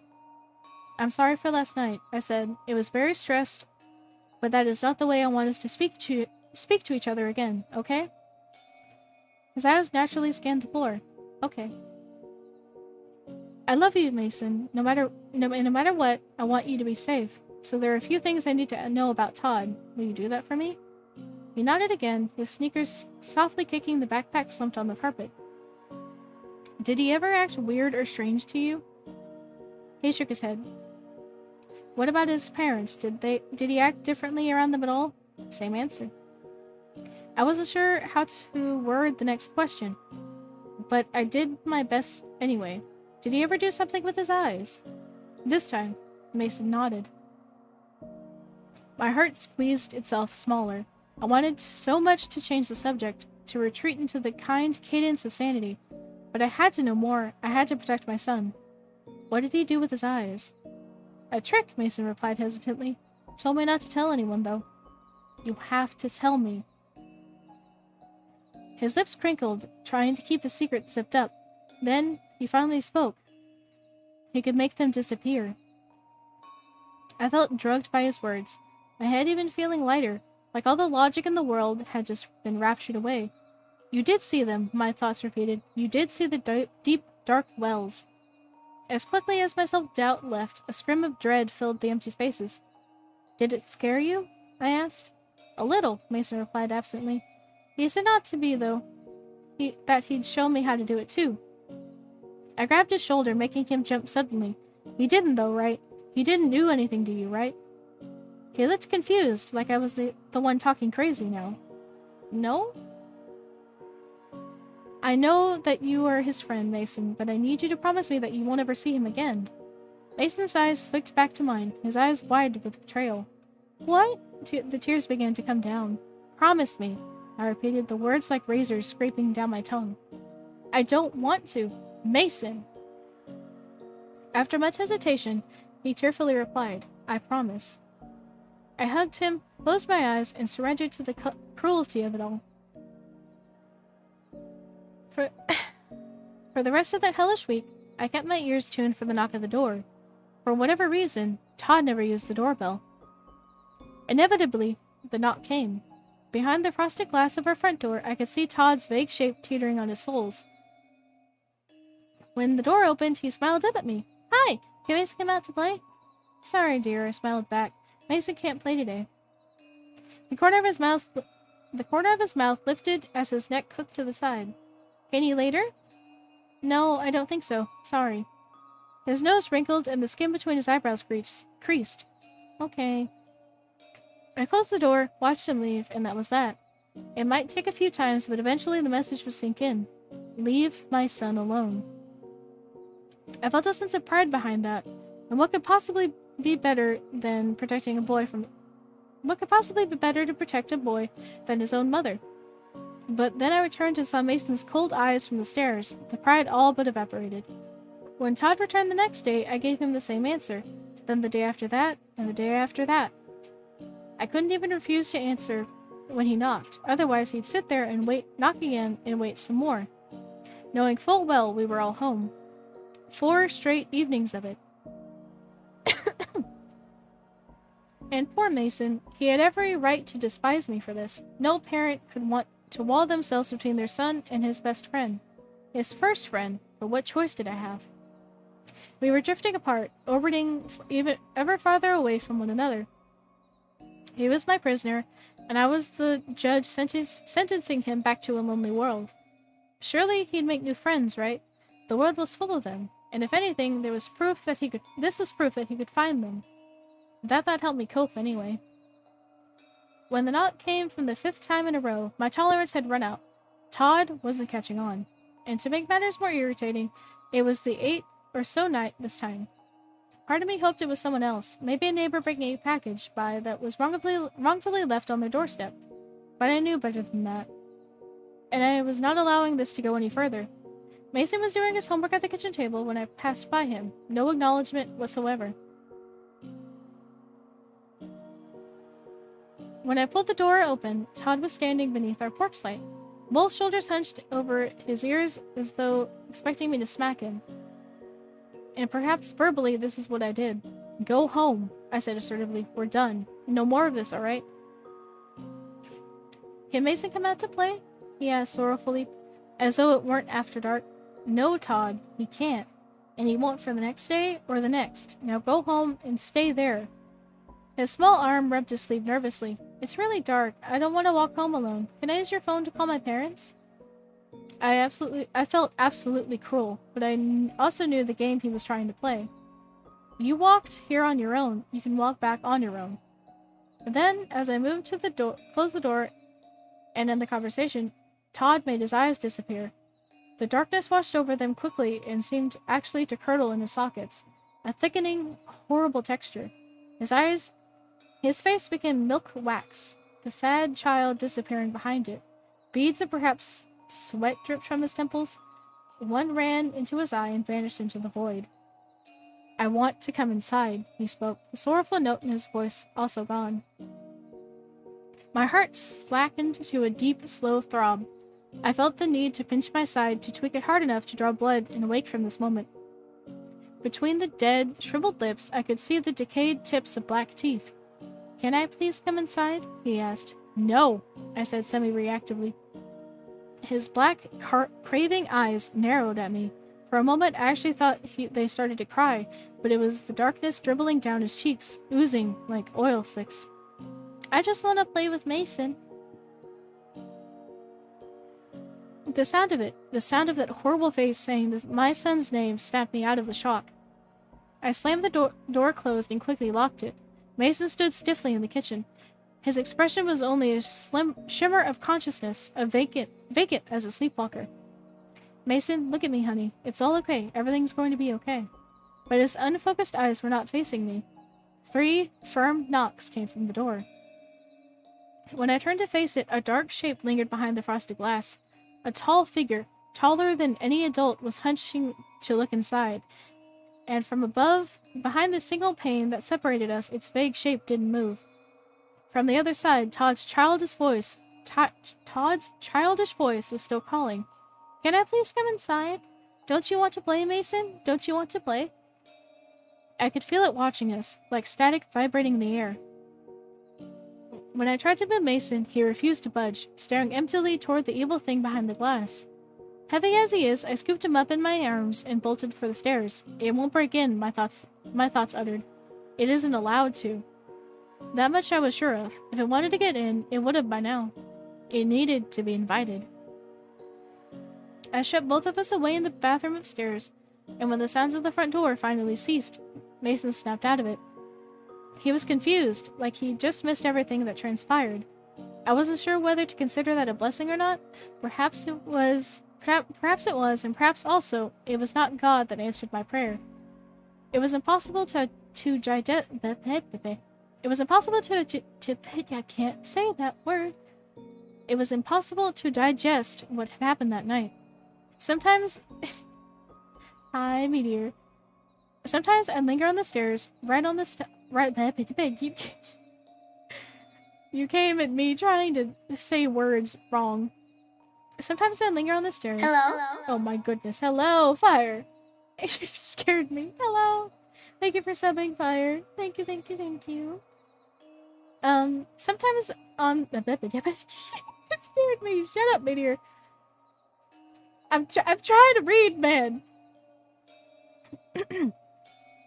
Sometimes I'd linger on the stairs, right on the top step, and watch the doorway, wondering if the glass would suddenly darken, if Todd's voice would slip through and ask to come inside. One night, David had left a voicemail on my phone. She's gone, his voice whimpered. It got what it wanted from her, drained her dry. Now my wife won't wake up, and it's left us. I don't know what it wants from your boy, but it wants something. No matter what, don't let it back inside. The message cut out after that, and he still won't answer my calls. Hello? Todd never did come back, and I wouldn't have had it any other way. Strangely enough, the one least affected by all of this was Mason. I was worried to see him fall back into that distant bubble, but that wasn't what happened. He'd started to make friends with other kids around the neighborhood, new friends, normal friends. He'd become a real social butterfly, and despite my brain ripping itself apart to understand what I had seen, I at least had that comfort to cling to. Seeing Mason happy made me happy. Oh, I am shrimping. I'm stripping at my desk. I should not be. Oop. Okay. Lately, though, I've been feeling strange. It's been harder to feel motivated about things, let alone get out of the bed in the morning. Even my appetite has started to dwindle. Day by day, I've been growing increasingly sapped and lethargic. I don't know what's wrong, but it's getting worse. Mason's been helping me get around the house, even going out of his way to play chef and make me things to eat. He's a good boy, but sometimes, dear Lord, I catch something in his eye, something that shouldn't be there. Mason's been helping- oh, I've read that already. But it's only a trick of the light. Please, God, let it only be a trick of the light. I think Mason got possessed by whatever Todd was. I like that one too. That one was good. I can get rid of the uwu thing. Should we read one more?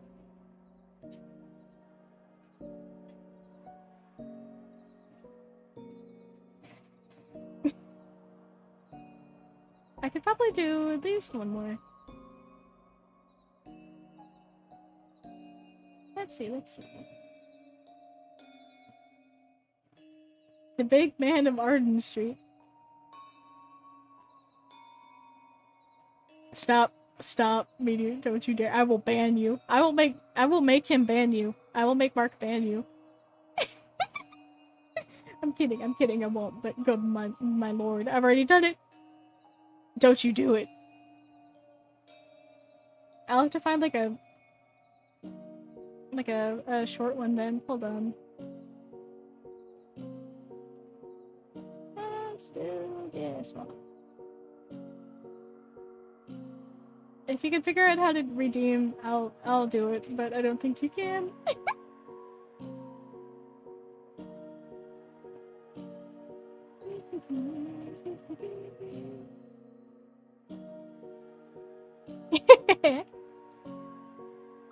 I haven't found a small one that we could read with the ooh, but you know, it's fine. It's fine. Let's see. 11 rules for idiots who bought a haunted house. What's this one about?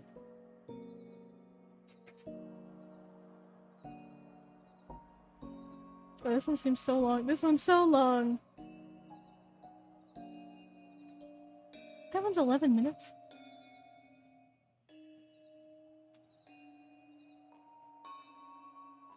I refuse to read anything about Christmas because it's not Christmas.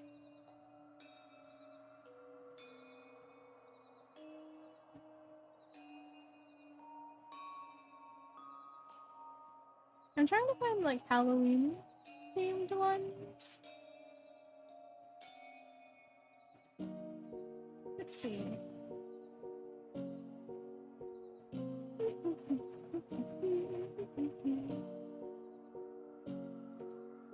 Hi Nando! Welcome. I'm currently looking for another story to read. Welcome. Hi. Let's see. We can read a couple short ones. I'm doing good. I'm doing very good. I had a coughing fit before actually streaming, and it's killing my voice, but we're here. We're doing good. Let's read this one. This is called Ghost Train, and this is only like 5 minutes long. So we can read a couple of these. It's like Thomas the Tank Engine. I should play that horror game. I can't spell ghost. There we go. Hello, Lucian. Hello, sweet boy. Alright. Gosh, Minecraft sound effect? What?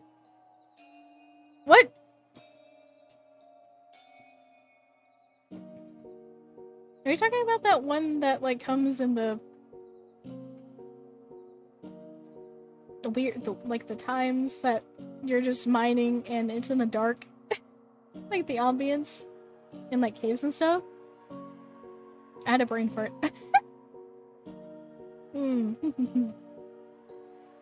I didn't hear a train, but I didn't think it would be a train, but now that you say that, it kind of makes sense.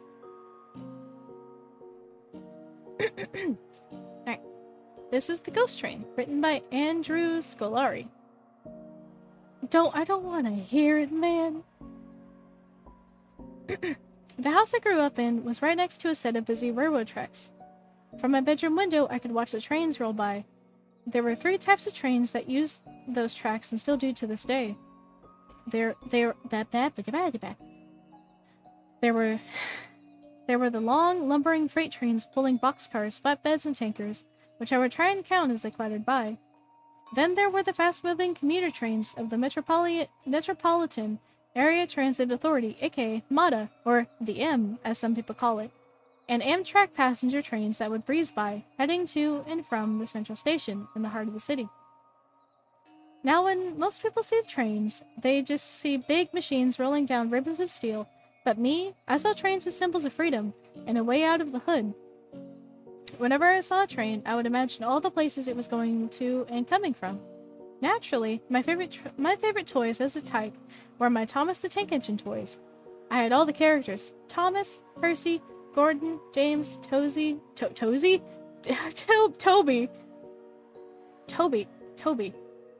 Daisy, and all of them.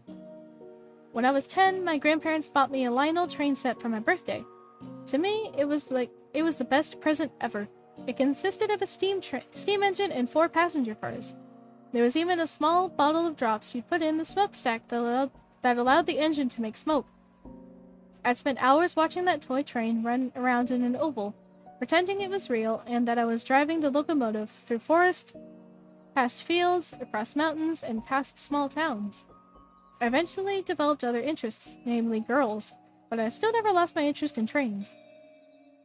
I like trains. When I got older, I applied for a job as an engineer trainee on MATA, and got it. For me, it was a dream come true. After I took the required classroom courses and exams, I soon found myself riding in the cab of the sleek diesel engines that pull the commuter trains. Now, the way the trainee program was set up was that they'd have you ride on the different lines of the system for a few months with a regular engineer. I'd be on one line for a few weeks, and then I'd be assigned to another line, in order to be familiar with the different routes. The M has 8 routes, all numbered. The main line is line 1, and all the branch lines are in line 2, line 3, and so on. I started on line 7 the first few weeks before being moved to line 8. Now, line 8, or the Cloverton line... Take it easy.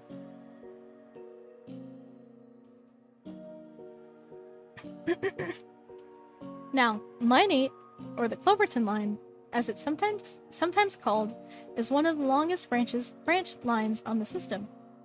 Second only to line 2, aka the Millersport line. The last time I rode on line 8, I was with a veteran engineer named Hank. Now, Hank had been with the company from the beginning, when the old railroads decided they wanted out of the money-losing commuter services, and handed all of their locomotives and rolling stock to MATA. We had the night out service, which starts at 7 p.m. and ends at 5 in the morning. We picked up our first passengers at Central Station, and then we're on our way to Cloverton.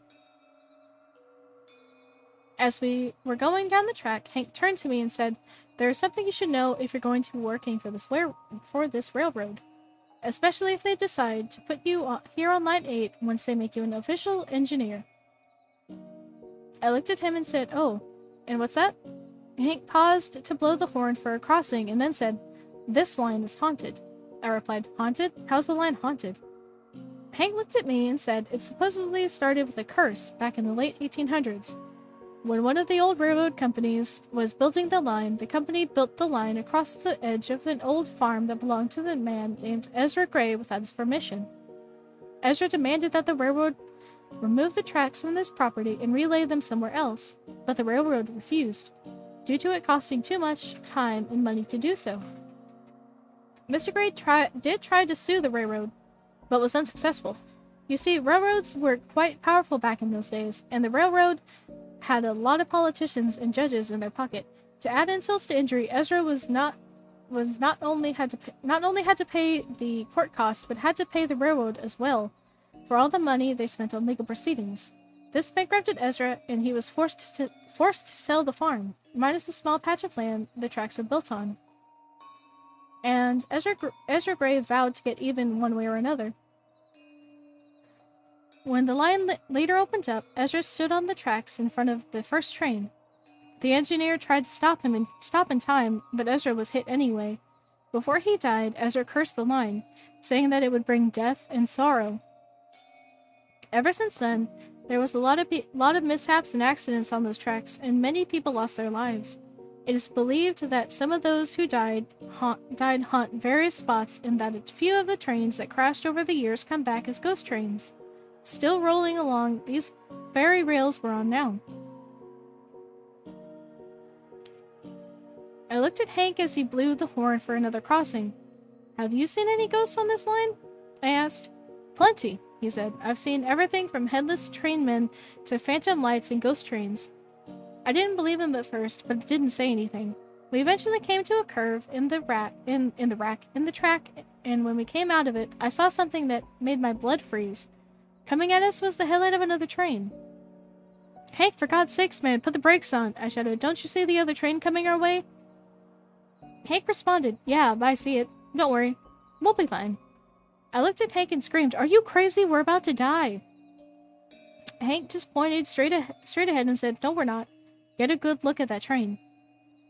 I did, and saw not only did the oncoming engine have the shape of one of those older type diesels like you see in the photos, movies and TV shows from the 50s and 60s, but it seemed to be transparent shadow with a headlight and a lighted cab windows. I don't think I read that right at all. "What the?" I started to say, but then that shadow train hit us. Well, not hit us exactly, more like passed through us. Our whole cab was surrounded by shadows and streaks of light as what looked to be a passenger train passed through, and I swear I saw the pale, wispy figures of people sitting in the seats. Soon it was gone, and the cab of our engine returned to normal. "What the hell was that?" I exclaimed. Hank turned to me and said that was one of the ghost trains I was talking about. "Well, what's the story with that ghost train?" I asked. Hank sighed and said, "Well, it happened..." Hi, Lucian. "Well, it all happened shortly after MATA was established and took over the commuter rail lines. An evening inbound train had just crested the long grade we're on right now, and when it lost control and ran away, all downhill, before crashing and piling up on the curve at the bottom. Everyone on board was killed, and the cause of the wreck was blamed on the aging equipment MATA was using back then. Heck, with only a few exceptions, most of the engines MATA got from the old railroads were 25 to 30 years old, and about 30% of the coaches used were even older. Not long after, the ghost of the train started making appearances along this stretch of track, becoming one of the several ghost trains that haunt these rails." I looked at him, then out the front window of the engine. "What about the people back in the cars? Do you think they just saw what we saw?" I asked. Hank just shrugged and said, "Probably. I'm sure most of them are used to it. So I wouldn't worry too much." Hi, Lucian. "So I wouldn't worry too much. Our conductor is probably taking care of things right now." We continued on to Cloverton and arrived on time. We made runs back and forth all night, and several times I saw some of the scary things that Hank told me about. I was relieved when we finally tied up the yard, leaving the coaches on one of the side tracks, and put the engine in the roundhouse. The next few nights, however, were hell. Every night run, I had at least a few creepy encounters along Line 8, all of them with Hank, who would just shrug them off as if they were nothing. But I guess after nearly 40 years, none of the ghosts bothered him anymore. After a few days, I was put on the day runs, which was a relief to me, and I didn't have to worry about seeing ghost trains or headless trainmen again. I eventually became a regular engineer and was put on the main line run. I'm pretty content, but if the big wigs for the M ever decide to put me on the Line 8 not owl service again, I'll quit. Oh. That one wasn't too bad. And I'm starting to lose, like, coherency when I'm reading. I was doing so well at the beginning, and now it's like I can't read without having to stop.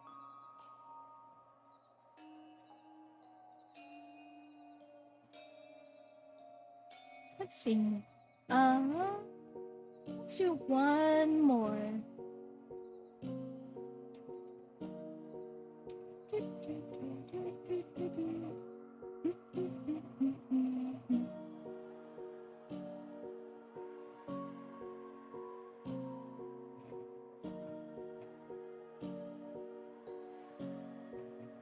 Do you guys want to read like a... what was it? A classic one? We could read like Jeff the Killer or something. What's a short one?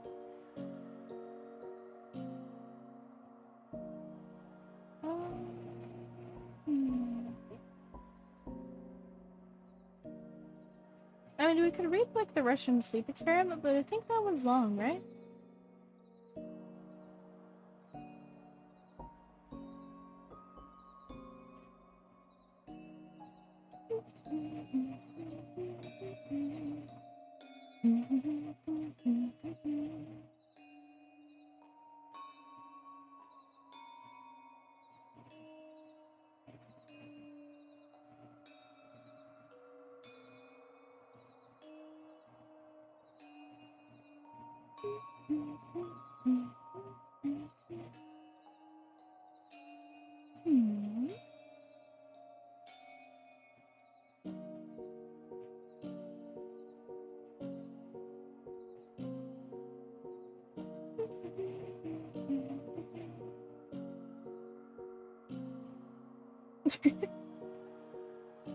There's one that's just you will pay, and it's like less than a minute long.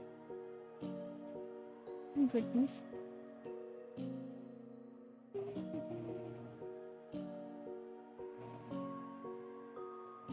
Vanessa just...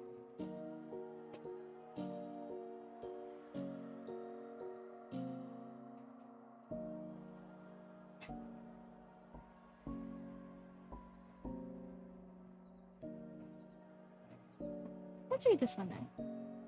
It's called I Don't Think My Friend Ran Away. Okay. I forgot I can't edit it on screen. I have to actually open it up in OBS. Goodness.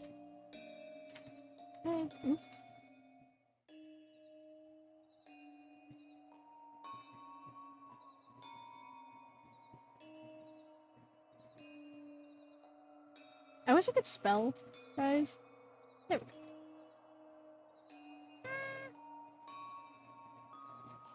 Oop. There we go. I don't think my friend, I don't think my friend ran away. Written by, sir, I cannot pronounce that name. Nope, it's not gonna happen. I'd been depressed for a long time, mostly since my dad died. All his friends called him a hero. He was a cop and he had sacrificed himself to save the lives of 23 people being held by an active shooter. I was 9 when that happened. I don't remember it. I remember it like it was yesterday. But yesterday was my 17th birthday, and now my life is a nightmare. My mom eventually remarried. Thank you, Nando. Hold on. My mom eventually remarried, but I can't blame her for that. She was lonely and needed help raising a troubled kid. I just wish she'd been more aware of whom she was bringing into our lives. He's not why I'm in trouble, but he's an asshole who treats my mom like shit. She's too in love with him to see it. No, he's not the reason I ended up here, but he's a precipitating factor. It started when I heard that my friend Cassie had run away. I didn't get it. Cassie lived in a suburban wonderland. Her parents were still married, they doted on her, her siblings weren't douchebags, and she got really good grades. I mean, not straight A's, but good enough that she was on an honor roll and her folks were proud of her. Idyllic is the word I'd use. I spoke to her parents a time or two. They wanted to know the first time if Cassie had said anything to me. She hadn't, and I had said as much. The second time, I went over to be, supportive in their tough time. I knocked on their door, and Mr. and Mrs. Beeman answered. Oh, Julie, hi. Is everything okay? I said it was. Hey, Miss Beeman, I just thought I'd come over to say hi and see if you guys had heard anything regarding Cassie. I'm sorry if it seems insensitive. Cassie's mom opened the door wide and smiled a little. Oh no, honey, please come in. I know you probably miss her as much as we do. I did. Cassie had been one of my best friends. Maybe 5 years ago. We'd grown apart a little after my dad died. I guess that's my fault. I withdrew from everyone. I said as much to Miss Beeman, and her eyes welled up with tears. Julie, we don't know where Cassie is, but we got a letter shortly after she went missing. It shocked me a little. Missing? I thought she was just a runaway. I don't understand. Miss Beeman opened a binder and sat on her coffee table and pushed it toward me where I sat on her couch. I read it aloud. Mom, Dad, I'm with Greg. I'm not in danger. Hi, Emily. How you doing? I'm with Greg. I'm not in danger. I just needed to get out of this dead-end town and see the rest of the world. I'm sorry if this disappoints you, but I need this. Love, Cassie. Cassie's mom closed the binder, sniffed back tears, and said, We got this maybe a week after she disappeared. It's what convinced the police that she was a runaway. I looked at her face and I could tell that she was less than convinced of her own words. I couldn't help myself. Who the fuck is Greg? Miss Beeman flinched at my language and I apologized. Sorry, I just don't understand any of this. I never knew any Greg. I mean, I know Cassie and I aren't the best of friends anymore, but I never heard of her seeing anyone. A small smile touched her lips. It's all right, dear. Mr. Beeman said the same thing when he read the letter. I'd never heard Mr. Beeman swear in the 10 years that Casey and I had been best friends. Was Casey depressed at all? Mrs. Beeman frowned a bit and started to shake her head and then stopped. I won't lie to you, Julie. I feel like I don't know who my own daughter was. If she was depressed, I didn't know it. I spoke with her a little while longer and thanked her for her time and the memories. I should have gone home, but I didn't want to deal with Todd by myself. Oh god, Todd came back. I called my mom at work and told her I was going to the library and do my homework before I went home. She said she'd see me when she got off work. I hate lying to my mom, but I wasn't about to tell her that I was going to find a nice quiet spot in the woods and smoke weed. I did just that. After the emotional drain of the Beeman house, I just needed to not give a shit for a little while. I found my spot in the woods and pulled my stash out from under the stump. I hid it there ever since Todd busted me smoking in my old playhouse in the backyard. Dick. I wasn't too far from home, and I wasn't exactly lying, because if my mom or Todd ever pinged my location on my cell, it put me within 100 meters of the library. I took a few hits and leaned back against the stump, closed my eyes, and just listened to the trees. It was dead quiet, but it shouldn't have been. No birds, no critters, or even insect noises. Nothing. I felt the hair on the back of my neck stand up from the wrongness of it. I was about to open my eyes when I heard a snapping noise, like someone or something had stepped on a branch. I should have gotten the hell out of there, but it was like my brain reverted to childhood, you know? If I can't see it, it can't see me. I heard more muffled noises until they stopped just behind me to the left. The shifting of fabric as if someone were sitting or squatting near me. A deep, almost melodic voice came to me. I'd say I heard it, but that's not quite right. I mean, I did hear it, but it was inside my head. Keeping your eyes closed is probably a good idea, kid. I felt a hand take the pipe from me. I heard a lighter spark and the sound of someone inhaling as the voice spoke again. Not bad. Before you dismiss this, no, I'm not a hallucination. I opened my mouth to speak and the voice shushed me. My mouth clamped shut, but not of my own accord. This is just a warning to you, Julie. Please stop asking questions about Cassie. Let the Beemans be. They're in enough pain as it is, don't you think? I nodded, trying to think for myself. I felt a sharp poke somewhere behind my eyes, and the voice said, Yes, I am who the letter referred to as Greg. Cassie is with me, and it's going to stay that way as long as we like. I felt tears squeeze themselves out from under my eyelids. I felt the pipe placed back into my hand and the barest of breeze blown from the direction of my tormentor. No, not a breeze. It was his breath. It was fetid, rotten, and just a touch of musk from the weed. I would hate to have to talk with you again, Julie. You're not exactly my type, but I'll make an exception if I need to. Unbidden images flash through my mind. Tall, petty willow girls like Cassie, their faces bordered in the black and white of missing posters. So many of them. I shuddered and shook my head empathetically. He spoke again. Good to see we understand each other perfectly. I hope there's not a next time, Julie. I stayed there shaking, my eyes squeezed shut for how long, I don't know. I started to hear the sounds of nature again. Birdsong, the buzzing of insects. Oh god. I sneezed. Excuse me. I started to hear the sounds of nature again. Birdsong, the buzzing of insects. I screamed when my phone rang. My eyes flew open and at first I was surprised to see it was dark. Thank you, Nando. I saw my mom's number on the screen and answered. Julie Marie Townsend. I've been texting you for an hour. I'm in the library parking lot. Don't call my sneezes cute. Get your ass out here and let's go home. Dinner is getting cold. I took in a shuddering breath and I told her I would be out in a minute. I snatched my pipe and made my way to her car. She chewed my ass the whole way home for not answering her call, and all I could do was apologize. I'm writing this down so I remember it. I hope he can't dig into my head and see what I am. If he does, I may be the next runaway. Goodness. Ugh. I'm not gonna lie, that stage took it out of me.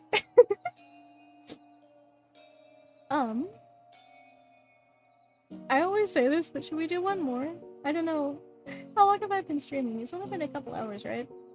Like 2 hours?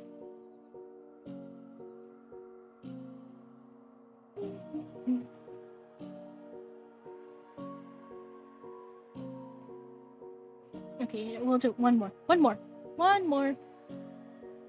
Because I don't have any self-control. At all.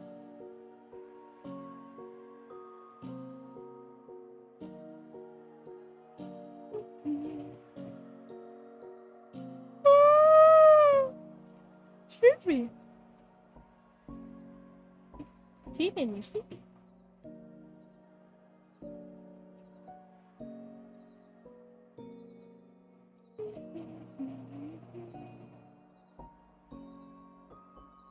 Thank you, Nando.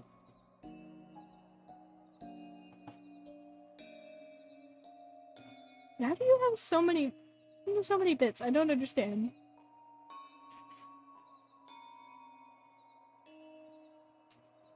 Here, we'll do this one. It's called I'm Downstairs. There's nobody. Thank you.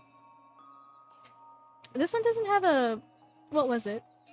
This one doesn't have an author, though, which is kind of sad.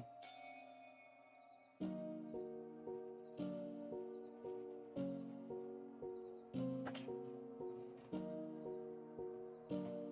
I'm glad you think that. You have 5K? Oh my god. I'm downstairs.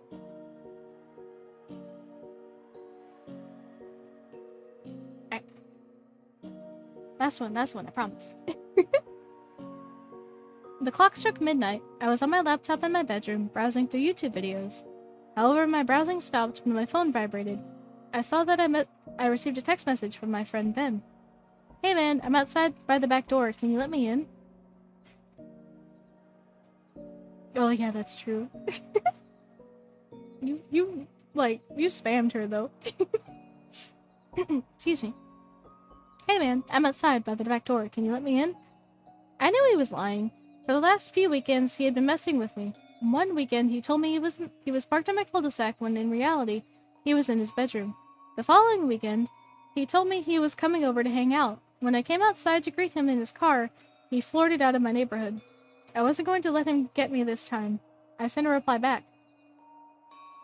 She does. Oh, thank you. I misread that as sorry has a great reading voice. But she ignore me. I know you're just messing with me again. He immediately replied back. No, I'm being serious this time. I am by the back door. Nice try. I know you're not there. I placed my phone down and continued my search. About a minute later, my phone vibrated again. I'm downstairs. Ben, you control me you can't troll me 3 weekends in a row. However, I'll give you an A for effort. I placed my phone back down again. I wasn't going to play this little game. As I was about to continue my search, I started to hear something from the deafening silence of my dark house. I faced the doorway behind me and listened closely. It sounded like footsteps, silent footsteps walking around downstairs. It was nerve-wracking. I couldn't believe it. Was my mind tricking with me, or was Ben actually in my house? I grabbed my phone. Are you joking with me, man? I continued to listen as my phone vibrated again. No, I told you I was downstairs, but you didn't believe me. I was quite relieved that it was him, but I was pissed off that he broke into my house. I could hear him walk around downstairs still as I waited for him to come up into my bedroom. I grabbed my phone again. Aren't you going to come upstairs? I can hear you walking around downstairs. Just come up here already. I sent the message and waited for him to respond. I was starting to get a little annoyed after a minute of waiting. I got up from my bed and went to the doorway. I proceeded to shout downstairs. Get your ass up here already. Stop fucking around. I sat back on my bed as I began to hear him walk upstairs. Suddenly, my phone vibrated again. It was a text message from Ben. You know I was fucking with you, right? My heart dropped. I looked up at the doorway to see my killer smiling at me. That's a fear. Because I used to have, like, friends that would just come over whenever they wanted, and that spooky. I don't have those friends anymore, but spooky. Spooky, spooky. Aw, thank you, Nando. That's very sweet. But I have to close this tab or I'm gonna keep reading.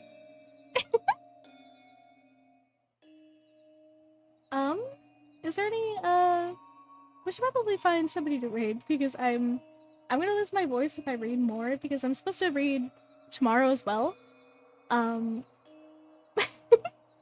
So I just can't just keep reading. Well, tonight, right? It's not the next day until I sleep, right? Is that how that works? You know, is that how that works? I am. I'm trying my best. I did like those, throat lozenges. Lozenges?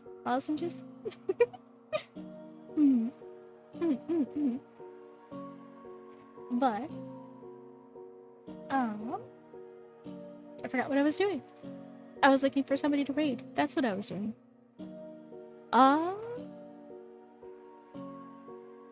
See both. Exactly, see? We can go see Thrin again. We can go see Damien, who's playing Subnautica. Let's actually go raid Damien. Hold on. He's playing Subnautica. He has the same, like, fear of the ocean that I do.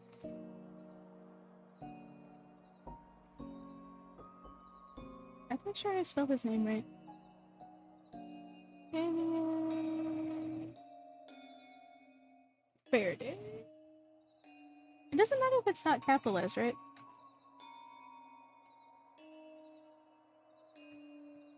I try to get it as close as I can. I hate the ocean. The ocean's terrible.